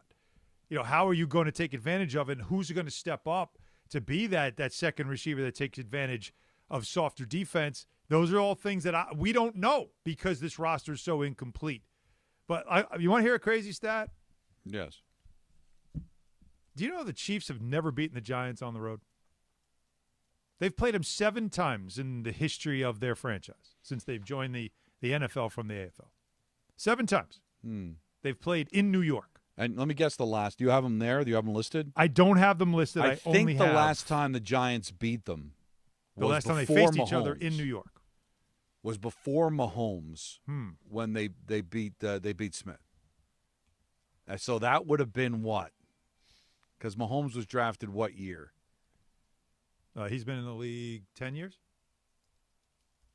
So you're probably going back to maybe 2012. Because it might have been the year that he was the backup and played the last game of the season. Okay. I think that was the last time the Giants beat the Chiefs at the time, I guess it was MetLife. Yeah, it was after 2009. I believe that's the last time. Okay, it's not 12. But I don't think they haven't beat Mahomes. But isn't that like just I don't like think one of they these beat weird? Mahomes. That's such a weird thing, though, isn't it? They play at Kansas City in 13, so that wasn't. I don't believe Mahomes was the quarterback. But really, only 7 times here in New York/New Jersey. But have never come to the tri-state area and beaten the Giants. So you're saying there's a chance that they're due. See? 1-800-919-3. How you feeling about your teams? 1-800-919-3776. You asking me? Sorry. Well, we'll get to you. Not playing. We will get to you. Now he's been ruled out of the game against the Raiders coming up on Sunday. Let's go to the busy phones. Talk to Jim in Cedar, New Jersey. You're on ESPN New York. What's up, Jim? Is that Cedar Grove? Hi, guys. Thank you for taking my call. Yes. I've been a Giant fan for a long time. About 3 years ago, they had a Hall of Fame for ticket holders. I was number 2. 40 years of tickets. But I want to tell you a couple things. And I was really shocked when I listened to your description of Sunday against Dallas. All you did was beat up on the offense. And all the money we've spent and all the players we've gotten for defense really failed us. Scoring that many points and then having them give it up right at the end so somebody could tie it up and then beat us in overtime, that was a defensive failure. Yeah, but they did come up with a couple of stops in overtime, Jim. That's not We nothing. didn't need to be in overtime. We shouldn't have been in overtime. You gave up a 64-yard field goal. Listen, the defense has not played well. I agree with you. And you scored 37 points. That should be enough to win. But to me, it was a bad pick. It was a bad possession before then. The defense kept the Cowboys, who are a really good offensive team. They got the ball back. They got them off the field twice. And the game went, and the game tying score was off a 64-yard field goal. So, and I'm only beating up because listen, the defense needs to get destroyed. But in reality, Bowen did take some responsibility. That was he a did. Good cut yesterday. It was saying that could we have done more? Their strength are those 4 guys that can get after a quarterback, and they really didn't do that. And he might have been a little too passive at the end when he probably should have said, "Go for broke. Let's make sure Dak can't see anything." They did get an 18-yard reception to set that up. I also say special teams hurt you too because that run back, that was a big kick return. Listen, the offense won the day. They scored 37 points. Their quarterback threw for 450 yards. But Russ throwing that YOLO was not. I'm just saying, when it came winning time, Alan, you can make the case the defense did their job. They allowed a 64-yard field goal, which is how often it's happening more often, but it's still the odds are against it, and got 2 stops in overtime. And your offense that moved up and down the field had 3 chances in overtime to win the game. Didn't do it. Right? So when it came winning, everybody deserves. Yeah. But the defense did take, like, if they're going to have any success, it's going to be on the defensive end. Yeah. That's why, again, it's got to be a low-scoring game. Hey, by the way, it was 2017. And you were right about Alex Smith. The final score of that game went to overtime was 12-9. Yeah, it was an awful game. Awful game. 2017, when the last time the Chiefs came, they were 6-4 after that loss. The Chiefs. So but the Giants were 2-8. And then a few weeks later, thanks to Kofi with the information, McAdoo got fired. I knew it was. I just trying to remember the year. Silver lining. Well, to what? Just get that over with. 3 coaches later, we still don't have one. Still don't have one. I think so. A great man one time said, "How many chances you get?" Well, at least 3. I love that man. I love the man who one said of the that. great cuts. At least 3. All right, we got more of your phone calls. We're trying to negotiate with Peter to see if he can do ENN. We're in the midst of negotiations. No. It's done. I'm doing ENN. I'm here. How about that? The NFL announcer lineup lives on. My hit is at 6:40. I got this. Yes. I got it, baby. Don Hahn Rosenberg till 6:30. Then it's Mets baseball right here on ESPN New York. NFL Sunday's coming. You got your crew, your couch, your snacks, your slate, and FanDuel is coming in with something extra. This isn't just another NFL Sunday. It's your chance to place that perfect parlay or hit your go-to player prop, and now we're making it even better because this week FanDuel is bringing the bonus. That's right. Now all customers get a 50% profit boost on any NFL bet. However you play a game, FanDuel's got your back with something extra in your account because that's what Sunday should feel like. Visit FanDuel.com/Rick to download the app and get in on the action before kickoff. Now all customers get a 50% profit boost on any NFL bet. Must be 21 and older and physically present in New York. Opt-in required. Bonus issued as non-withdrawable profit boost tokens. Restrictions do apply, including any token expiration and max wager amount. See terms at sportsbook.fanduel.com. For help with a gambling problem, call 1-877-8-HOPE-NY or text HOPE-NY at 467369.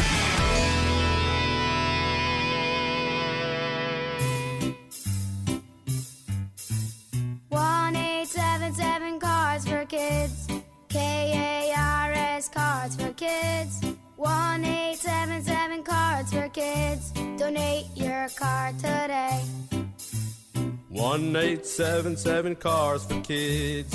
KARS Cars for Kids. 1-877 Cars for Kids. Donate your car today. Ready to get rid of that old car? Donate it to Cars for Kids. Call 1-877 Cars for Kids to reach a friendly live agent. Donation's super easy, and your car can be picked up as soon as tomorrow. Call us now, 1-877 Cars for Kids. That's Cars with a K to donate your car today. 1-877 Cars for Kids. Donate your car today. Did you know you can donate real estate too? Go to carsforkids.org. That's carsforkids.org. Why do you go to Princeton Longevity Center? We go to Princeton Longevity Center because my husband's cardiologist told him having this exam saved his life. Because somehow 20 turned into 40, and now I need to take my health more seriously. The Princeton Longevity Center designed a program to keep me healthy and active, so 50 and 60 will be no sweat. Because even though my cholesterol is high, it turned out my arteries are clear. That's a big relief. Whether you want to make the most of your future years or just want peace of mind, you need the Princeton Longevity Center. Their comprehensive preventive exam combines the latest technology with caring experts to create your personal plan for staying well. Because I shouldn't have to wait an hour for a 10-minute physical. I go to Princeton Longevity Center because I get everything done in one day and take my results home with me. Find out why you need Princeton Longevity. Call 888-8000-PLC or go to PrincetonLongevityCenter.com. Call 888-8000-PLC. That's 888-8000-PLC. D'Agostino, Law Bite Back. I'm injury attorney John Ryan D'Agostino, nicknamed The Closer, continuing D'Agostino and Associates' legacy of helping the injured for over 35 years. My father, John D'Agostino, built this injury firm to help accident victims. This is John D'Agostino, and this is a family firm. For us, it's about doing what's right and making sure somebody pays for your pain. Call us first at 1-800-BITE-BACK. That's 1-800-BITE-BACK. They call me The Closer because big or small, in court or out, I'm fighting to get the job done, to win, to get you every dollar you deserve. D'Agostino and Associates has offices throughout New York and New Jersey and will come to you. I've been there and I'll be there for you. Call us first at 1-800-BITE-BACK. 1-800-BITE-BACK. That's 1-800-248-3222.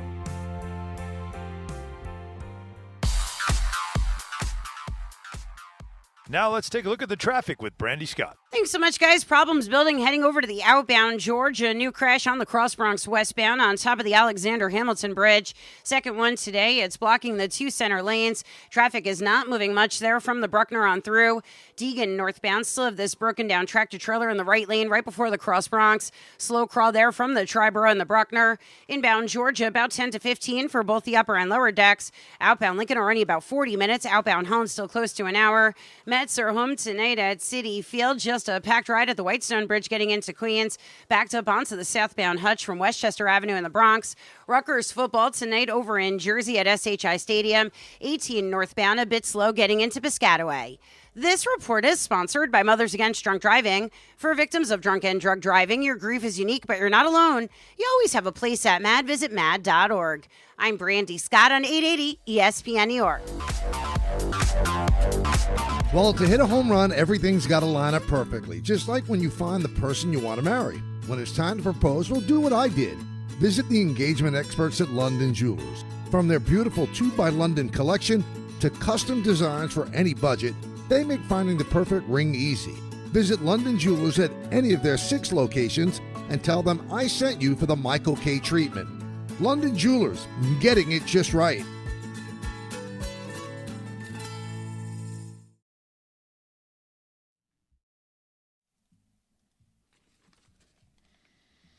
ESPN New York is now live like never before, streaming on YouTube. Your favorite shows, DiPietro and Rothenberg, Bart and Carlin, The Michael K. Show, and Hahn and Rosenberg, now live on video. Interact, react, and be part of the conversation live on YouTube. Subscribe. Smash the subscribe button now at ESPN New York on YouTube and never miss a moment. You ever watch YouTube? What a day. What a day. What a week. What a day. By the way, did you guys see, I shared this the other day, and it blew my mind. Next week, when we get to September 30th, it's the last day that AOL will provide a dial-up into its into its whatever it is now. I saw that. How is that possible? I didn't. Did you know you could still use dial-up? I did not. That's an option? If I would guess that would have been gone at least a decade ago. If more. But yeah, it was this crazy thing that I saw. And I'll read it so that we all on September 30th, after 34 years, AOL will shut down its dial-up internet service. The ability to dial in. I didn't know you could. I didn't know AOL still had the thing where if you logged in, it gave you the, you got mail. I didn't know that still happened. I didn't know that still existed. Does anybody? I'd love to hear from somebody that said, oh, yeah, I still use it. Does anyone still dial into AOL? And if you do, does it still give you the welcome? What about, you got to get the whole File's thing. done. File's done. Welcome. Remember? Welcome. You got mail. Nothing worse than when you were like hyped for mail. Oh, and it was and just you hear welcome nothing, and then nothing. And then nothing, and you just see that sad, empty mailbox. Sad. So sad. What a nightmare that was. Well, I remember. No idea that existed. Cofield probably tweet us the date. Okay. But it wasn't like maybe 20 years ago when they finally said that they got rid of the TV antennas. And I was like, they still did that? It kind of had that same feel to it. Like, God, there must have been they must have kept it going. There must have been enough people that they had to keep it going. And that sound when you try to dial it. I just, like I said, I didn't know dial-up modem that was still a thing. That is crazy, man. And you could still do it, and did it still have that staticky sound and all the pinging and all that? See, again, there's a whole generation that has no idea what that life was like. Unplugging your phone and plugging it into your PC just so you could get on the internet for a few minutes until mom and dad were like, "What are you doing? I got to use the phone," and you had to log out. If I had to guess the year the last time I used it, it was in the 2000s. Dial up? Maybe like 02? Like using your like I remember as a reporter probably using a laptop. But I remember room. Just home. Oh. Like not at work or anything, but like at home still having the dial up probably until 02. And then there was so that's still like 23 years but still, ago. So they're shutting it down, which probably means no one's using it, right? They probably have like just negligible amount of people are using it at this point that it doesn't make sense to continue to carry it. But I find it amazing that it just even to this day still existed. So if you're using it, you have until September 30th, and then you need to get into the 20th. Every time there's an announcement like that for something, it's always you can't believe the thing is still going. There was another one recently, too. Can you compare it to technology that changed the world that is now obsolete? Mm-hmm. The telegraph? Like, nobody used the telegraph, right? That's long. No, but there was a cable. There was another thing I recently heard that they stopped doing, and you were like, really? I just can't remember what it was. Okay.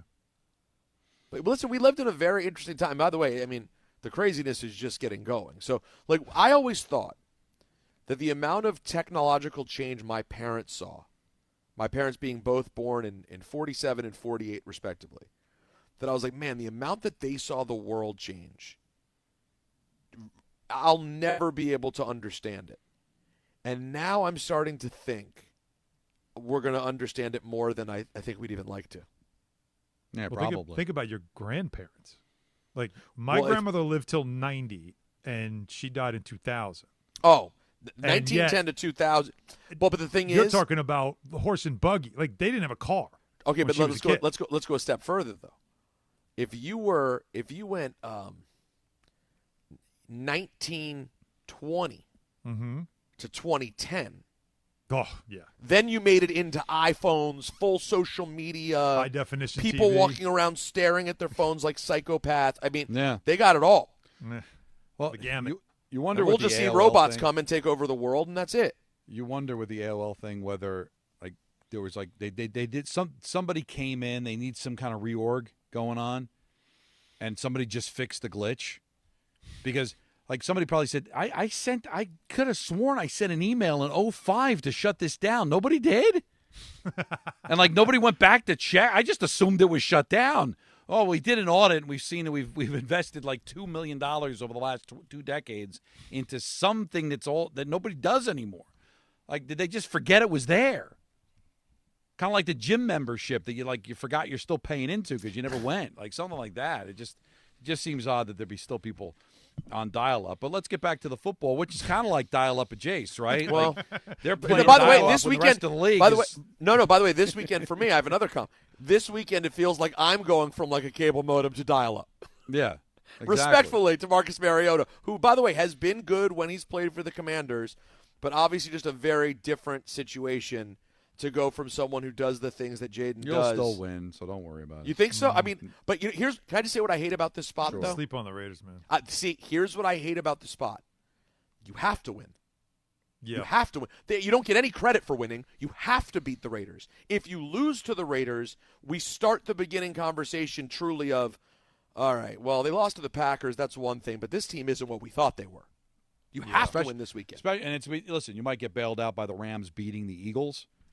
And that might help the situation a little bit. You tipping your hand on? But if you're 1-2 and they're 3-0, that's a tough spot to be in going into Week 4. Let's go to Joe in Chappaqua. You're on ESPN New York. What's up, Joe? Yeah. Hold on. Hey guys. Thanks for taking the call. Always. So I was thinking, say the Giants have another miserable season and wind up with 3 wins and decide to move on from the head coach. Where are they going to go? I mean, I think they got to go back to someone that has head coach experience instead of these first timers. Do you try Bill Belichick and his craziness, or do you try to get like Gruden back? It's funny, Joe. It's saying Belichick a year ago wouldn't have sounded as crazy as saying it now, only because of everything we've seen in the last year and how things look down in Carolina. There's something about Belichick that doesn't seem the same. How about this though? What about Gruden? Yeah, look. How about we come to the now, truly, and is there a world in which Tomlin shakes free? Because if Mike Tomlin's available next year, if that doesn't go well and they move on, you back up the Brinks truck for Mike Tomlin. First thing you do, 100%. There is a relationship between the two organizations, so I could see Belichick. He's going to be what, 74 next year, a couple of years removed from the NFL. First of all, I think now if you're telling me you're blowing it up, I don't want Belichick to do both. And I don't think Shane's going to have any appetite of bringing in, a 74-year-old. It's a reclamation project, right? So is Belichick going to be here for the next 3 years? I'm not saying it's impossible. I don't think they'd want to do that. Gruden, no. At what point are you removed from the controversy?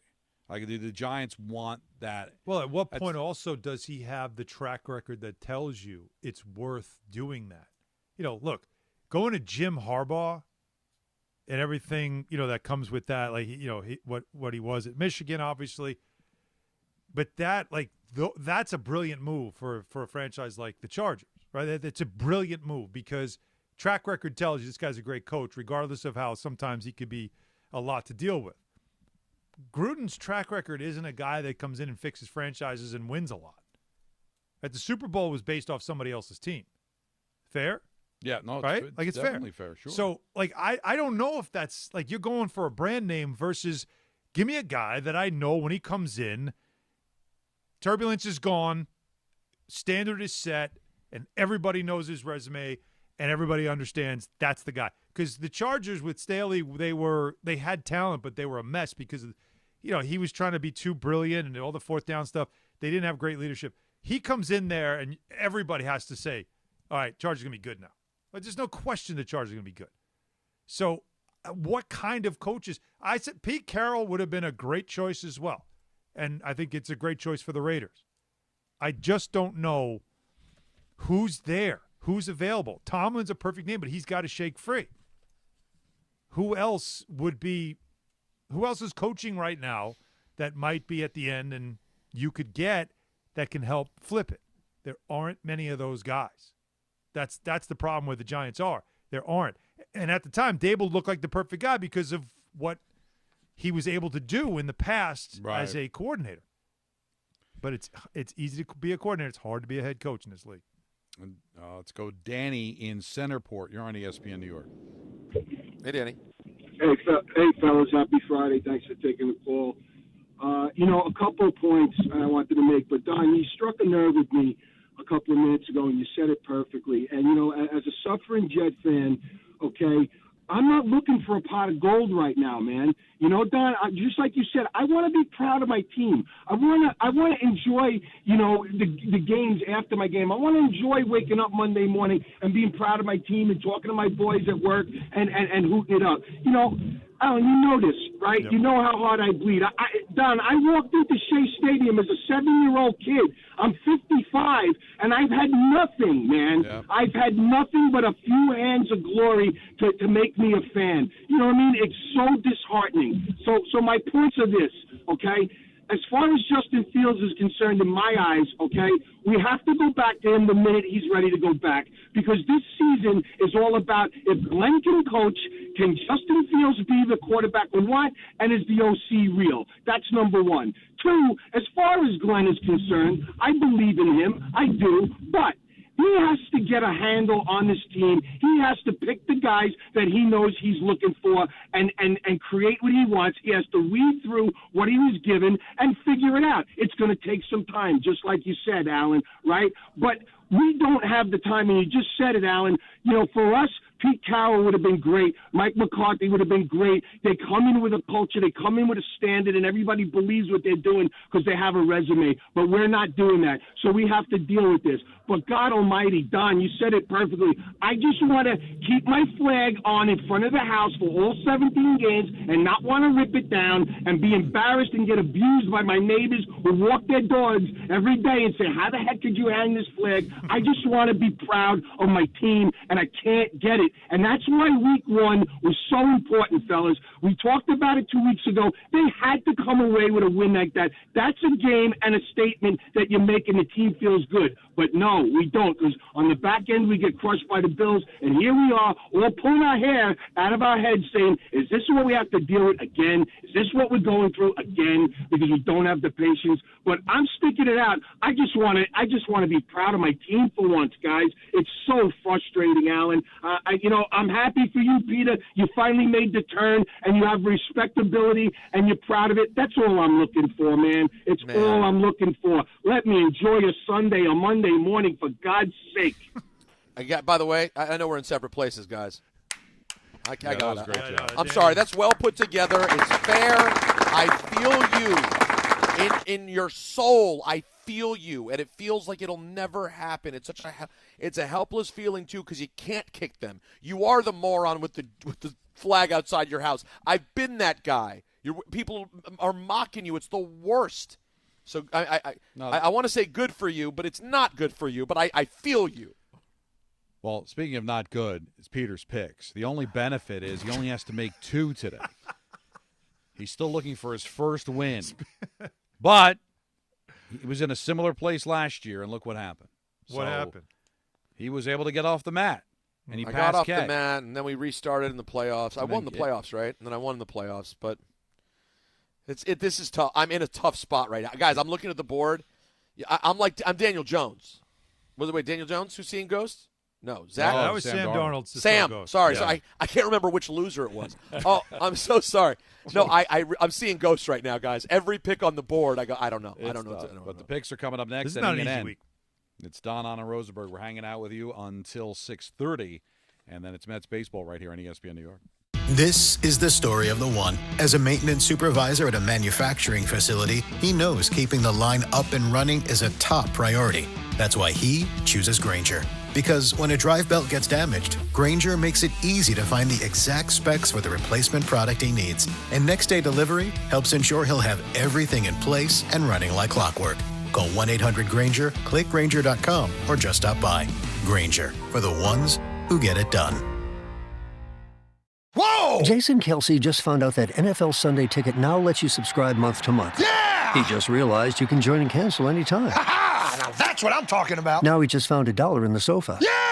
And he just saw a great parking spot open up. Look, just because Jason's easily excited doesn't make NFL Sunday Ticket month to month any less great. Right, Jason? Yeah. Get NFL Sunday Ticket month to month and cancel anytime. Woo! Sign up at NFLSundayTicket.com. Renews every month during the 2025 regular season. Cancel anytime. Terms and embargoes apply. No refunds. Commercial use excluded. There's a lot of reasons why people buy at Ramsey Mazda. It's their selection, it's their customer service, and it's their savings. Get 1.9% financing on a new Mazda 2025 CX-50 or lease for $249 for 33 months. Start shopping now at RamseyMazda.com. Choose wisely, choose Ramsey Mazda. Call 833-853-2970 for lease details. VIN SN 354688. MSRP $32,945. Zero security deposit. APR $17.48 per 1,000 financed. Ends 9/30/25. We are proud to serve our country, to serve our local communities, to wear the uniform, to be a soldier, to serve abroad when and where duty calls. We are ready to stand with our brothers and sisters to defend, to serve, to fight. We're always ready, we're always there. We are the New York Army National Guard. Sponsored by the New York Army National Guard. This is an ad by BetterHelp.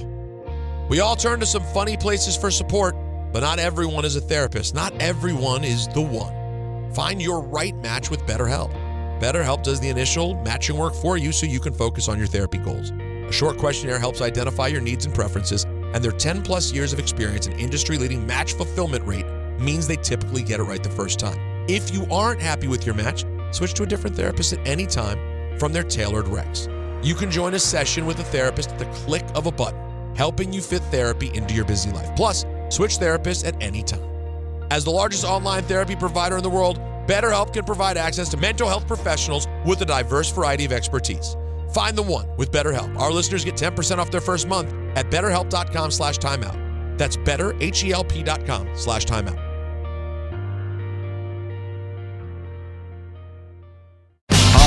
You gotta do is put up. Eric Church is back and bringing his unforgettable live show to Brooklyn.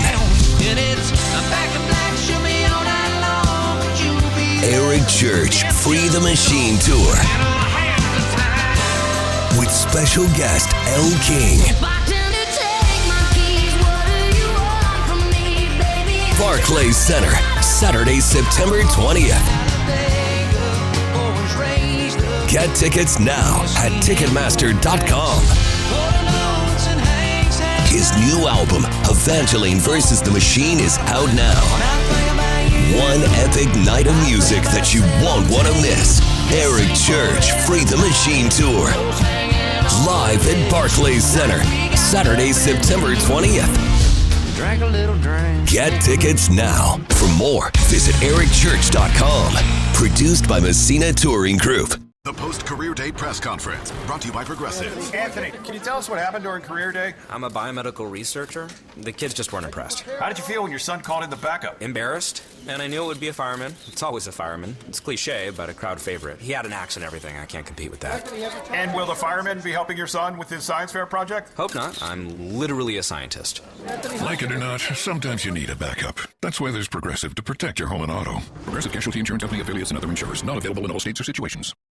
From kickoff to cash out, ESPN Bet has the tools you need to score more on game days. Bet smarter with stats at your fingertips. Get personalized parlays built just for you. And with your fantasy team synced right in the app, you can back your squad. Right now, new customers get $100 in bonus bets when you bet $10. Sign up with promo code USL to get started. Must be 21 plus. Gambling problem? Call 1-800-GAMBLER. Terms and conditions apply. See app for details. Offer not available in New York. This Ryder Cup, if you can't make it to Bethpage, then this is the place to be. Join the Michael Kay Show, broadcasting live from 1 to 3 p.m. at Ryder Cup Live from Rockefeller Center, Midtown Manhattan's ultimate golf fan fest. Experience massive video boards, interactive golf challenges, themed cocktails, official Ryder Cup gear, and the electric energy of golf's greatest rivalry. From Thursday through Sunday, it's all happening in the heart of New York City. The Michael Kay Show, live from Ryder Cup Live. Michelob Ultra, the official beer sponsor of the Ryder Cup. What's the game called? Football. These are the Don, Hahn, and Rosenberg Pro Picks. That's football! That's football. Yeah. We got the picks. And Allen is our leader and entering week number 3 by a point over me. Peter, as we outlined, is 0 for 7 to start the season after losing last night's game by 1.5. It was never close, though. Let's be honest. No, there was a couple of moments. Okay. Yeah, late in the first half, before the tying touchdown by Miami, thought there was a chance there they could add a field goal to go up 10. Instead, the game was tied. But I'm lost, guys. I'm lost. You'll get there. But you're going to have to wait because Allen's our leader, and Alan Hahn is going to go first. Well, let's see. My 1-point game is going to be taking the Saints and laying the 7.5. Taking the Seahawks. I'm sorry. There you go. As the home team, laying the 7.5 against the Saints team. Spencer Rattler hasn't won a start yet as an NFL starter. The Saints are not good. It's tough to play in Seattle, as we know. I just feel like that's an easy one. That's my survivor pick too, by the way. Me too, buddy. My survivor guy. Yeah, I think we're in lockstep again, me and you. Okay, all right. That's my 1-pointer. My 2-pointer. There's not a lot of good games, guys, and there's a lot of close ones that are difficult. So I'm trying to find ones that I feel good about. I don't really feel great about this one, but I'm actually going to take the Atlanta Falcons and lay the 5.5 on the road in Carolina as my 2-pointer. Atlanta's better than maybe most people thought they'd be. Yeah. Getting good quarterback play, very good offense. So I'll take them as my 2-pointer. I'm not a big believer in Carolina, even at home. My 3-pointer. Three. Thank you. I love that drop. Green Bay Packers. I will lay the 7.5 in Cleveland against the Browns. The Packers have the longest active streak in the NFL against non-division opponents. They've won 11 straight. So they handle out of division well, out of conference as well. Packers are legit. We know this. The Browns offensively are not, and that Packer defense is going to eat. So give me the Packers as my 3-point play.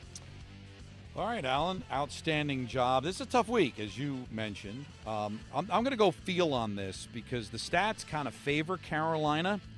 Falcons are a 5.5-point favorite on the road, but I like this Falcons team. And even though the Panthers have covered 8 of their last 10 games, I still believe that I'm getting less than a touchdown. I like this Falcons team. They showed me a lot on national television last week. I think they go in and win by more than a touchdown over the Panthers as my 1-point play. The other ones kind of feel too, because the Jags are favored by a 1.5, right? So basically you're picking the winner here. I think the Texans are better than just starting 0-3. And when you look at the history of Lawrence versus the Texans, in his 8 starts against the Texans, he's got a quarterback rating of 39. So I think the Texans get well in Jacksonville, getting the 1.5. So I like the Texans as my 2-point play. I like that. Alan, I agree with you. The Packers are special, and the Browns are not.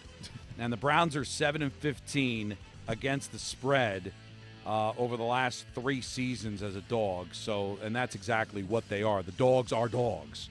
Oof. So I like the Packers. It's a hefty number, I know, but it is. I think they can win by 2 scores So I'm with you. I'm going to go with the Packers as my 3-point play. So Falcons favored by a 5.5 in Carolina, my 1-point play.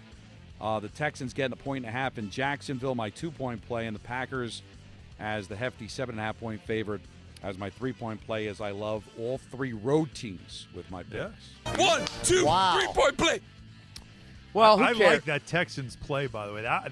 That's one of my my cover 5s, taking the Texans. I didn't make it one of my point games, but I did put that in my cover 5. Well, no one cares what my picks are, let's be honest. Only so you can avoid them, I would assume.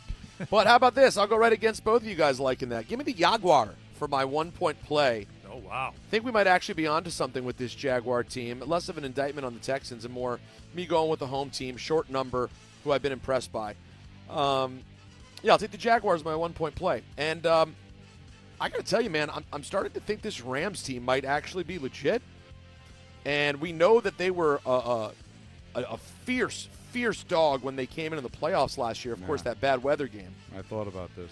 I like the Rams to cover the points. I think they keep this close. I think it's a battle. Otherwise, I'll come in, absolutely cursing the tush push on Monday, but I do that anyway. So give me the Rams as my 2-point play, and as Alan mentioned earlier, I'm on board with him. Give me Seattle as my survivor pick. Okay. Seattle. What's your survivor, Don? There was a glitch in the system. I'm out. What? I had the Broncos in week 1, but for some reason there was a glitch. It knocked me off.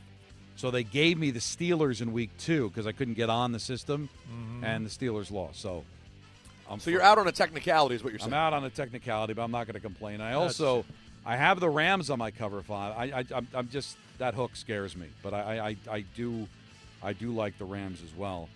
Get ready for a new Monday Night Football experience. It's going to be a lot of fun.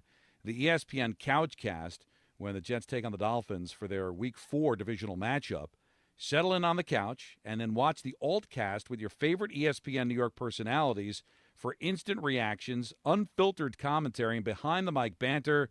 Stream live on our YouTube channel and watch from kickoff to the final whistle. Grab your snacks and watch the game with the pros. It's the ESPN New York Couchcast presented by Calandra's Bakery, Jacob's Pickles, and driven by the All-American Ford Group, the #1 Ford Auto Group with huge locations throughout Jersey.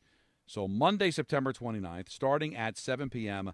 on the ESPN New York YouTube channel. So we're going to get to see Michael, Rick DiPietro. They're already talking smack. Should be a lot of fun. Really looking forward to it. I heard that Carlin is actually going to be coming back from Vegas. He's got the Raider game that Sunday. He's going to be coming back on a red eye from Vegas to be there. Dedicated. And he'd rather stick around in Vegas and play 18 on Monday, but he cares. Right. So we can maybe put food on his chest as he's sleeping, something like that. But we're going to have a lot of fun. I'm really looking forward to it. The visuals, don't you think the visuals alone on this Couchcast are going to be worth having a second screen experience? And you know what? It might be one of those games that maybe if you're not a Jet fan or Dolphin fan, you're not interested in. This will get you interested because it's going to be a lot of laughs. Don, Hahn, and Rosenberg with you till 6:30. ENN is coming up next, and it's going to be a Peter Rosenberg vehicle. So you know what that means. It's going to be fun right up until Mets baseball at 6:30 here on ESPN New York. There's a lot of reasons why people buy at Ramsey Mazda. There, of course, is the selection. It's also their customer service, and it's their savings. Lease a new 25 Mazda CX-30 for $199 for 33 months. Start shopping now at RamseyMazda.com. Choose wisely. Choose Ramsey Mazda. Call 833-853-2970 for details. VIN SM843629 MSRP $26,865. Zero security deposit ends 9/30/25. You know so much about who you are. But do you know what makes your body your body?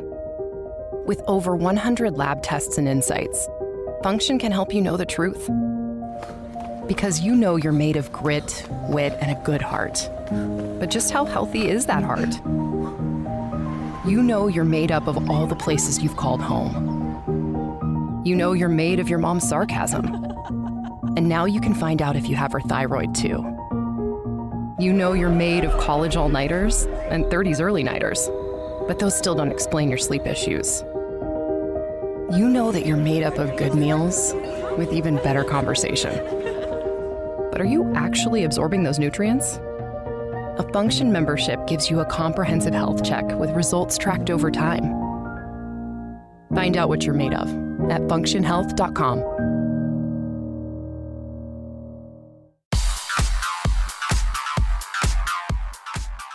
Now let's take a look at the traffic with Brandy Scott. Thanks a million, guys. I hope you have an amazing weekend. We've got the Mets home over at Citi Field. First pitch just a little over an hour away. If you're heading into Queens from Nassau County, not so great on the westbound LIE. Crash in the left lane right after the Clearview. You're solid there from Willis Avenue. Whitestone Bridge just jammed heading across the Upper East River. Delays go back onto the southbound Hutch from Pelham Parkway in the Bronx. PBR bull riding tournament tonight over at the UBS Arena. Some pockets of company on the Cross Island southbound heading over to Hempstead Turnpike from right after the Throgs Neck Bridge. All of your purchases the outbound George are awful. Cross Bronx westbound, they did pick up that crash on top of the Alexander Hamilton Bridge. Still not moving much there from the Bruckner on through. Inbound George about 15 to 20 for both the upper and lower decks. Outbound Lincoln, your best ride at 30 to 40. Outbound Helena running you close to an hour. I'm Brandy Scott on 880 ESPN New York. Shop great new offers at Bay Ridge Mazda. Lease the 2025 Mazda CX-5S for as low as $239 per month or finance for 2.9% APR for 36 months. They will take any trade-in and accept all lease returns, even if you didn't lease with them. Plus, enjoy Bay Ridge Plus benefits like ding and dent coverage, key replacement, windshield protection, and roadside assistance, all included. Visit them in Brooklyn or online at BayRidgeMazda.com. Bay Ridge Mazda, where confidence comes standard. See dealer for details. With Robinhood, not only can you trade individual stocks and ETFs, you can also seamlessly buy and sell crypto at low costs. Trade all in one place. Get started now on Robinhood. Trading crypto involves significant risk. Crypto trading is offered through an account with Robinhood Crypto LLC. Robinhood Crypto is licensed to engage in virtual currency business activity by the New York State Department of Financial Services. Crypto held through Robinhood Crypto is not FDIC insured or SIPC protected. Investing involves risk, including loss of principal. Securities trading is offered through an account with Robinhood Financial LLC, member SIPC, a registered broker-dealer. From kickoff to cash out, ESPN Bet has the tools you need to score more on game days. Bet smarter with stats at your fingertips. Get personalized parlays built just for you. And with your fantasy team synced right in the app, you can back your squad. Right now, new customers get $100 in bonus bets when you bet $10. Sign up with promo code USL to get started. Must be 21 plus. Gambling problem? Call 1-800-GAMBLER. Terms and conditions apply. See app for details. Offer not available in New York.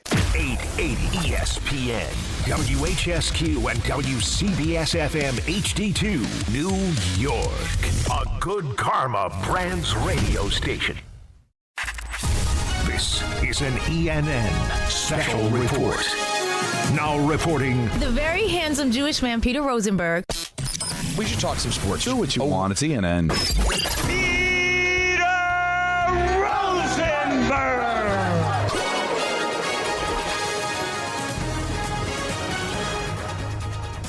Hey everyone, how are you? Oh, good. Welcome to ENN. Ray Rowe. You ever watch YouTube? See? Do you get it? I love it. Do you get it? Because we're on YouTube. Yeah. I'd like to start off by saying good evening to Don. Cross your legs, honey. Let's get out of this inning. You know, that's something. I'd like to say good evening to myself. This is a long one, but it looks good. Okay. Okay. Oh, boy. And just to remember the week that was our YouTube debut, and we're at 10.8 thousand subscribers. Would love to see us get over 11 by maybe even the end of ENN. So go find the ESPN New York channel on YouTube and make sure you, I'll let Don tell you what you do. You're destroying the like button, you're destroying the subscribe button, you're destroying the mattress. Wait, what are you doing? Anything else, Don? I want you to destroy subscribe. I see a comment. Poor Griff. I'm sorry, Griffin. What was that? I see a comment. That's this. I'm good. I'm just fine. All right. It's been a week, man. Got to tell you, we're so pleased with everybody who has joined us on the YouTube channels, creating a fun little community over there. Yeah, so really, really cool. I was thinking maybe we can have another segment. That made me thought with that drop with Griffin. Human or nah? What, based on sounds? Yeah. By the way, you know what? That hasn't been brought back enough, Alan. Do you remember that? Yes. That I remember. What was I? I don't remember the okay. Hold on. context. I know. It was making fun of the polar bear call by Gary. Yes. When Alonso broke the home run record for the Mets, and he said Pete Alonso's now on an iceberg by himself. The polar bear's on an iceberg by himself. I said, if you're going to go that far with the corniness, he should have made polar bear sounds, and this was what I said. Which sounds more like a seal, but yeah, a seal being killed by the polar bear. Yeah, maybe. That's what that was. Man, we do appreciate everyone. It's been fun. By the way, did we hear from David today, or anyone who complains about being in studio?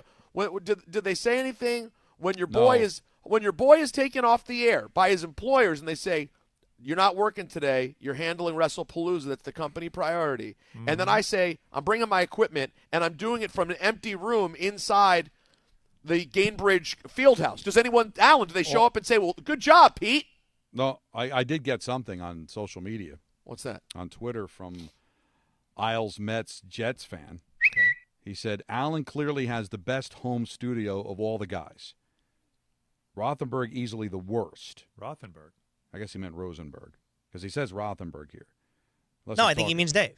Maybe he's talking about Dave. I guess he's going through the whole station. He watches a lot, so I would assume it's Dave. Don would be good if he could see anything, but he does the show in the dark. I do it because for some reason the light really reflects Don looks good right now. I think he looks great. Peter could have a good setup, but has a proportionally thing that – wait. Oh, boy. Proportionality? This is tough. No, it says proportional thing of anything but ESPN. That's what it says. Okay. So he's saying I prefer anything but ESPN? I don't know. Is that what he means? I think we've already gone too far. Proportional. We could have stopped it that I have the best setup. Yeah, Alan looks right now, first place Alan, second place Don, third place me, obviously. I'm in the but you're not bowels home. of an arena. Yeah, you're in an arena. But at home, I have the best home camera on the station. Now my setup is filled with sometimes baby stuff behind me and things like that. But I'm doing the best I can. Yeah, I think the translation there would be, go ahead. You don't have any ESPN stuff in your background. Well, what are you Which, if we're being fair, Don doesn't either. Yeah, and by the way, and it's my living room. I live in a New York apartment. What do you want me? You want every day? My daughter's just playing in front of a logo. And by the way, our signal or show name changes every 6 months. What am I supposed to do? I think a big picture of K. That that's the safe. The one with the finger guns. I think that's what you need. Okay. Let's get into it quick, guys. There's things going on in the world, and it needs to be discussed. Okay, Baker Mayfield on Tyrod Taylor. What's been going on, Anthony, with this? I think we're pronouncing Tyrod Taylor's name wrong. Let's hear from Baker. It's correctly pronounced Tyrod, but he doesn't correct people. No, he's awesome guy. Really good leader, veteran presence that was instrumental for me in the midst of a chaotic first year in Cleveland, that somebody I relied on a lot, so I have a ton of respect for him. He replaced him, remember? Is he being sarcastic, though, and mocking his friend, or is it real? From what I understand, this goes back to the Browns' Hard Knocks, where I guess that came up in conversation that it's actually being pronounced wrong. Well, I'll say this: can we get a clear answer? Because our show prides itself on actually getting at least the local names right. So, I mean, we see what's going on with Brian Dable. It's an epidemic across the nation, and we don't want. If his name's Tyrod, we're going to call him Tyrod. His mama called him Clay. I'm going to call him Clay. Tylor, like Tylor McGill. Tyrod, Tylor. Tyrod and Tylor sound like a podcast. Mike McDaniel and his Dolphins lose another one, and he says there's no moral victory in playing Buffalo close. I'm never proud of a loss. We came here to win, and I refuse to take moral victories as the head coach of the Miami Dolphins. It wasn't good enough, so that's where I'm at. Okay, cool. He's getting sadder sounding every week, though, guys. Although Peter Schrager on Get Up earlier, Schrager said McDaniel's not on the hot seat. That team fought last night, and if you're just looking at the score, you're like, well, they lost by 10. No, they went in there, and they were in the game throughout. Tua actually played very well. 10 for 15 on third downs, converted a big fourth down, and you saw both Waddle and Hill being involved. The issue, like it was last week, they played to the very end a back-breaking interception, which is so unlike Tua if you look at the start of his career where it's all about protecting the ball. The back-breaking interception, not fully his fault. There was an unblocked man who came in, and yet they're 0-3 for the first time in several seasons. They've got to dig out of this hole. But all that talk of Mike McDaniel being on the hot seat and being fired, his boys fought for him last night. I don't think that's going to be the case this morning. All right, well, listen, Schrager's got a good line to everyone. That's pretty reliable information. Yeah, I have no reason to deny it. And again, it's always like if you're going to fire a coach in the middle of a season, what's the reason? Usually it's because you lost the team. Now, there's been a lot of grumbling out of that locker room, but it's usually early in a season when you have that issue, the players handle it first. If there's more adversity, obviously it'll start to turn against him. But look, McDaniel was hired there to turn Tua into a star quarterback. He's turned him into a good quarterback. Like he's turned into a good quarterback when healthy. Right. But it seems like doesn't it feel like he's kind of hit the ceiling of what he's going to be? The only reason I won't say that is just because that could be different, Alan, if he did, in fact, stay healthy consistently. It looks like that won't happen, but I feel like I can't make the call yet until I see what he could do over like a couple seasons straight. But again, you have to factor that in. Yeah. Availability is the number one ability, right? Yesterday, of course. 22 of 34, only 146, 2 TDs and a pick. No, they were very creative with the offense, too. You saw a lot of little trickery. You know, they were using the speed, which is what you thought they would do. They have a ton of speed on that team, and you figure they're going to do a lot of things to take advantage of it rather than throw the ball down the field. I heard there was a very I didn't see this part. I was flying, as you guys know. I heard there was a very un-NFL coverage-like moment yesterday when they showed Tyreek Hill after a bad play and went over his entire rap sheet in the middle of the game. Did you guys see that? I didn't see it, no. No, I probably was watching Yankees. Yeah, they said it was pretty interesting, just watching Michaels and Herbstreit kind of go down all of the things that have the issues. The issues. Well, you know what? Good word, Alan. There's a lot of issues there. A lot going on with him. Yeah. All right. Well, it has to be said. It officially announced today by Dan Quinn, Jaden Daniels will not get the start this weekend. The Commanders deciding to not risk anything and just go forward with Marcus Mariota against a team they should beat in the the Oakland Raiders. Nope. One more time. The Las Vegas Raiders. Well, they've been in a lot of places. So. It's not his fault. No, they move a lot. They were former LA. They're very nomadic. Current Vegas. No, he's current Vegas. He used to be a Ram. Anyways. Let's hear from Dan Quinn on the quarterback decision. On the field, we decided to start Marcus and said at the beginning we were going to be very diligent on his return to play and make sure we didn't miss any steps. So we're going to be smart, not just fast. And the player wants to do everything all the time. That's who he is as a competitor, which I love. But that's how we'll roll. So take all your questions, going from here. Were you able to watch him run it all? Did you see him test that knee? And what was the final? What did it come down to for you? Yeah, just not being there all the way yet, John, honestly, being able to do everything. So there's also a side that it was an excellent week because the progress and encouragement to go. So the fact that he was able to throw, all days and get running in today, we're just not there all the way yet, John. So it wasn't just one specific, test that I was looking for. It's too early in the season, right? Right, Peter? Yeah. You can't. It's the right decision with any quarterback that isn't right by Wednesday. Just don't play him.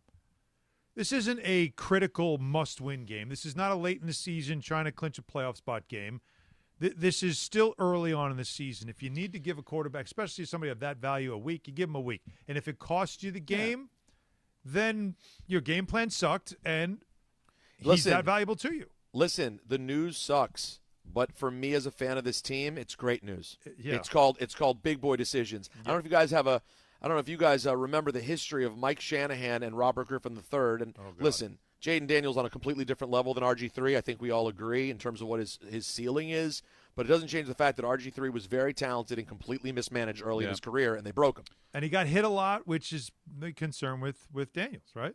Yeah, no, I did like the conversation we had earlier this week, about the way with Booger, about the way that Daniels gets hit. And as someone who watches him, I have to tell you, He doesn't scare me a lot with how he does get hit, but the fact of the matter is, to me, it's not the scrambling part. Right. It's the fact that everything runs through him. Mm-hmm. It's the amount of time you have to use him. Well, it's not the fact Josh that he Allen. can scramble. No, exactly. It's but same as Allen's Josh Allen. gigantic, and so you don't worry as much because Jaden's frail. You worry more. Yeah. And it's officiated differently now, too. So you're not going to necessarily take those hits in the sidelines because you see it with Mahomes and other scrambling quarterbacks. You're going to get flagged if you hit these guys. And I don't know if that was the case, 10, 15 years ago where quarterbacks were abused a lot more. But contrary to what we always say about the reason the NFL is so great, there's only 17 games. But even in a 17-game season, Week 3 is still Week 3.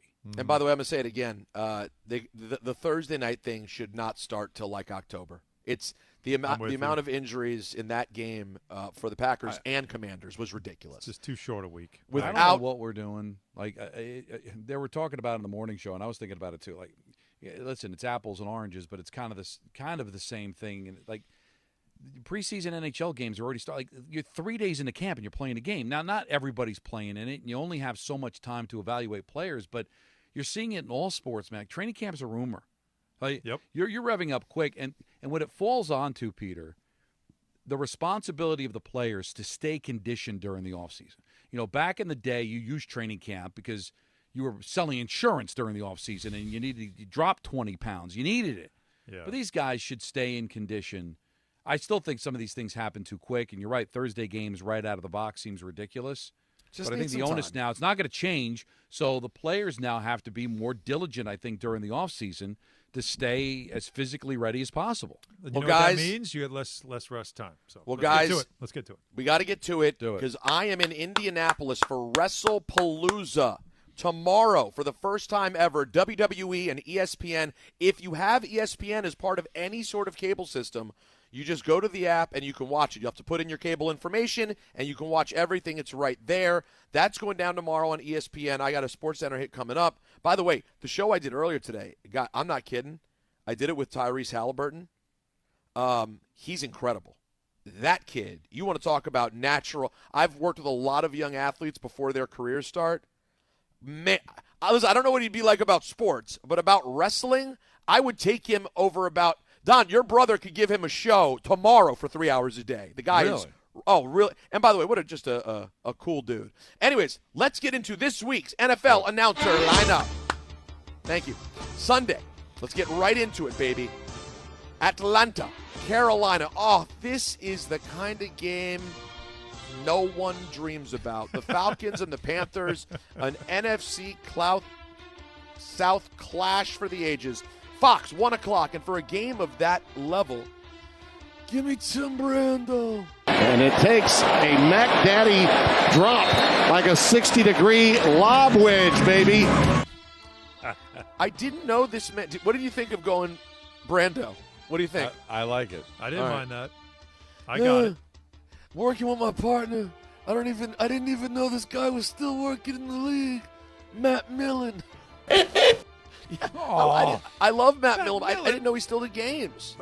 We got to have him. Oh, how about this, though? Someone we do know very well. Sarah Kustok on the sideline. Well, that's basketball, John. All right. I tried. That's great. You did what you could, and you did great. Let's head to Jacksonville.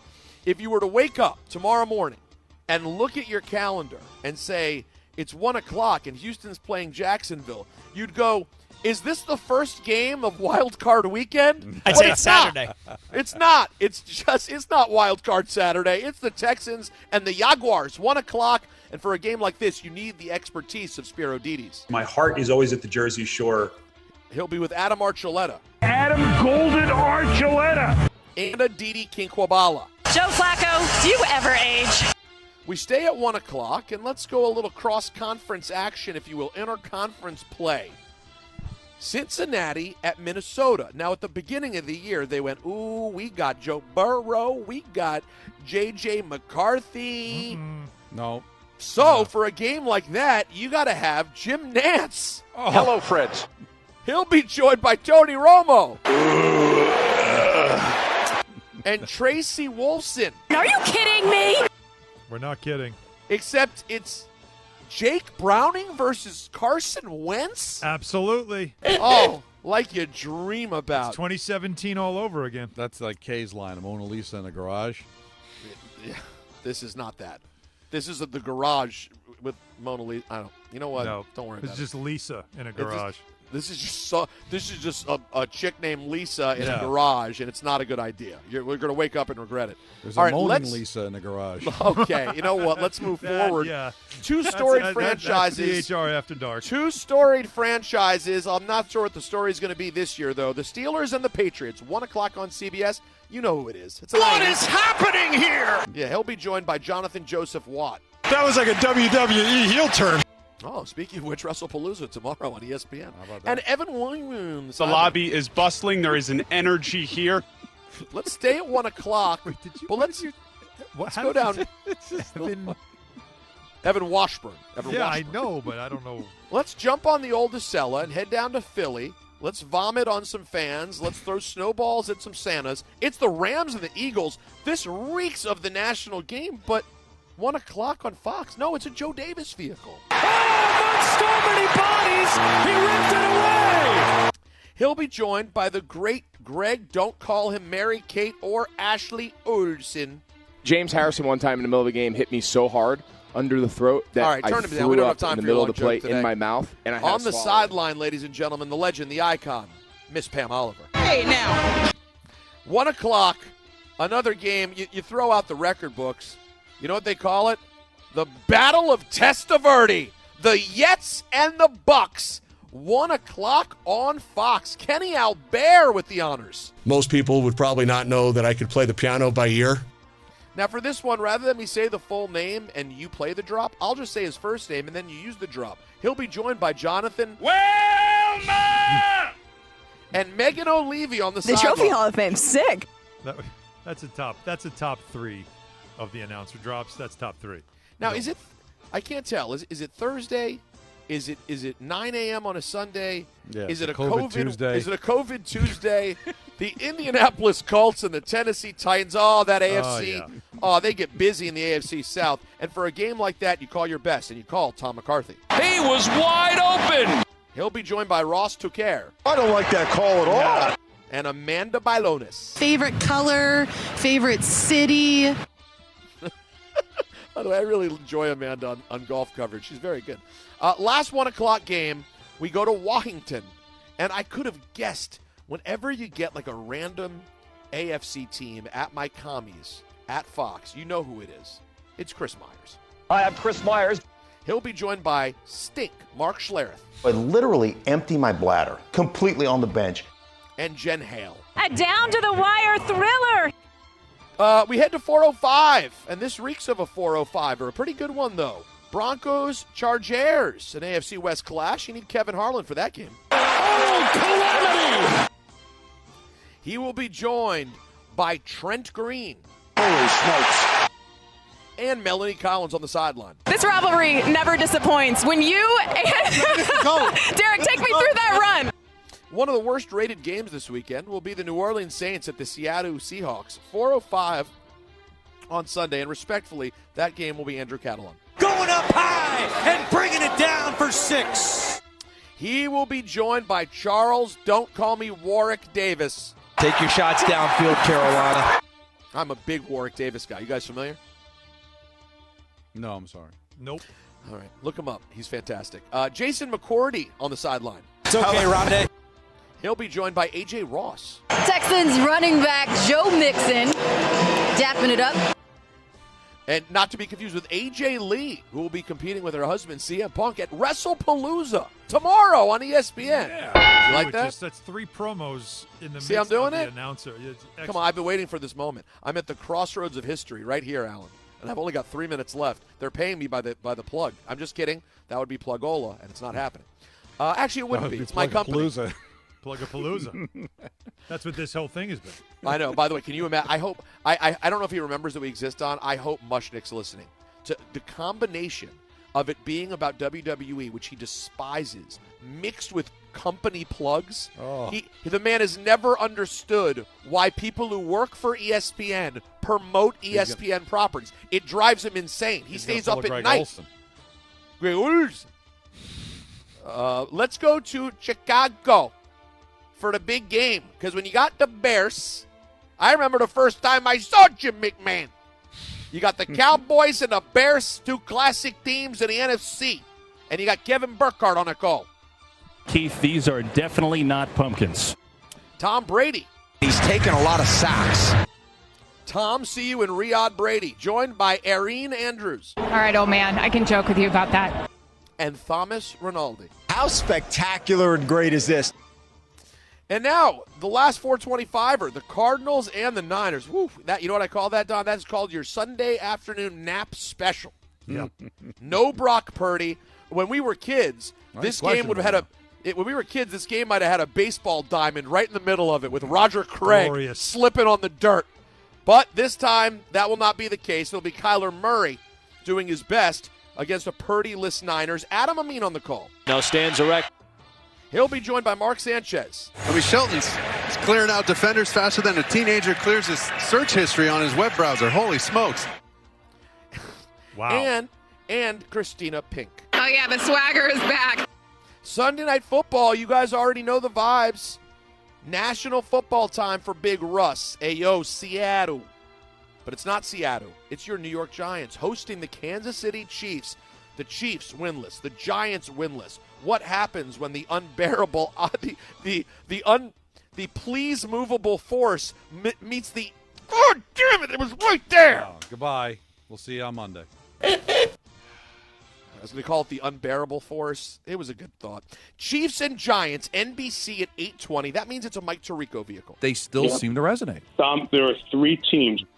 He'll be joined by Chris Collinsworth. You take that cheek, and I'll take that cheek, and we'll pick up a first down.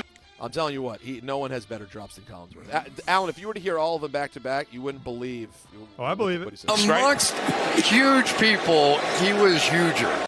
Anyone else? Anything else? All right, Melissa Stark on the sideline. Josh came over and said,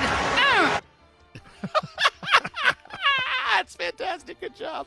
Monday Night Football's a doozy, actually, guys. Maybe you got to wait for Monday night for the game of the week, I would argue. The Lions, who threw up a 50-burger last week and appeared to be back at the Ravens. That is an 8:15 ABC ESPN vehicle, and that, of course, means it's a Joe Buck vehicle. Absolutely. You guys have a great afternoon. Keep doing what you do. Troy Aikman. He is so hot inside. And Lisa Salters. welcome to the playoffs. Monday. But don't forget Laura Rutledge. Enjoy that flight.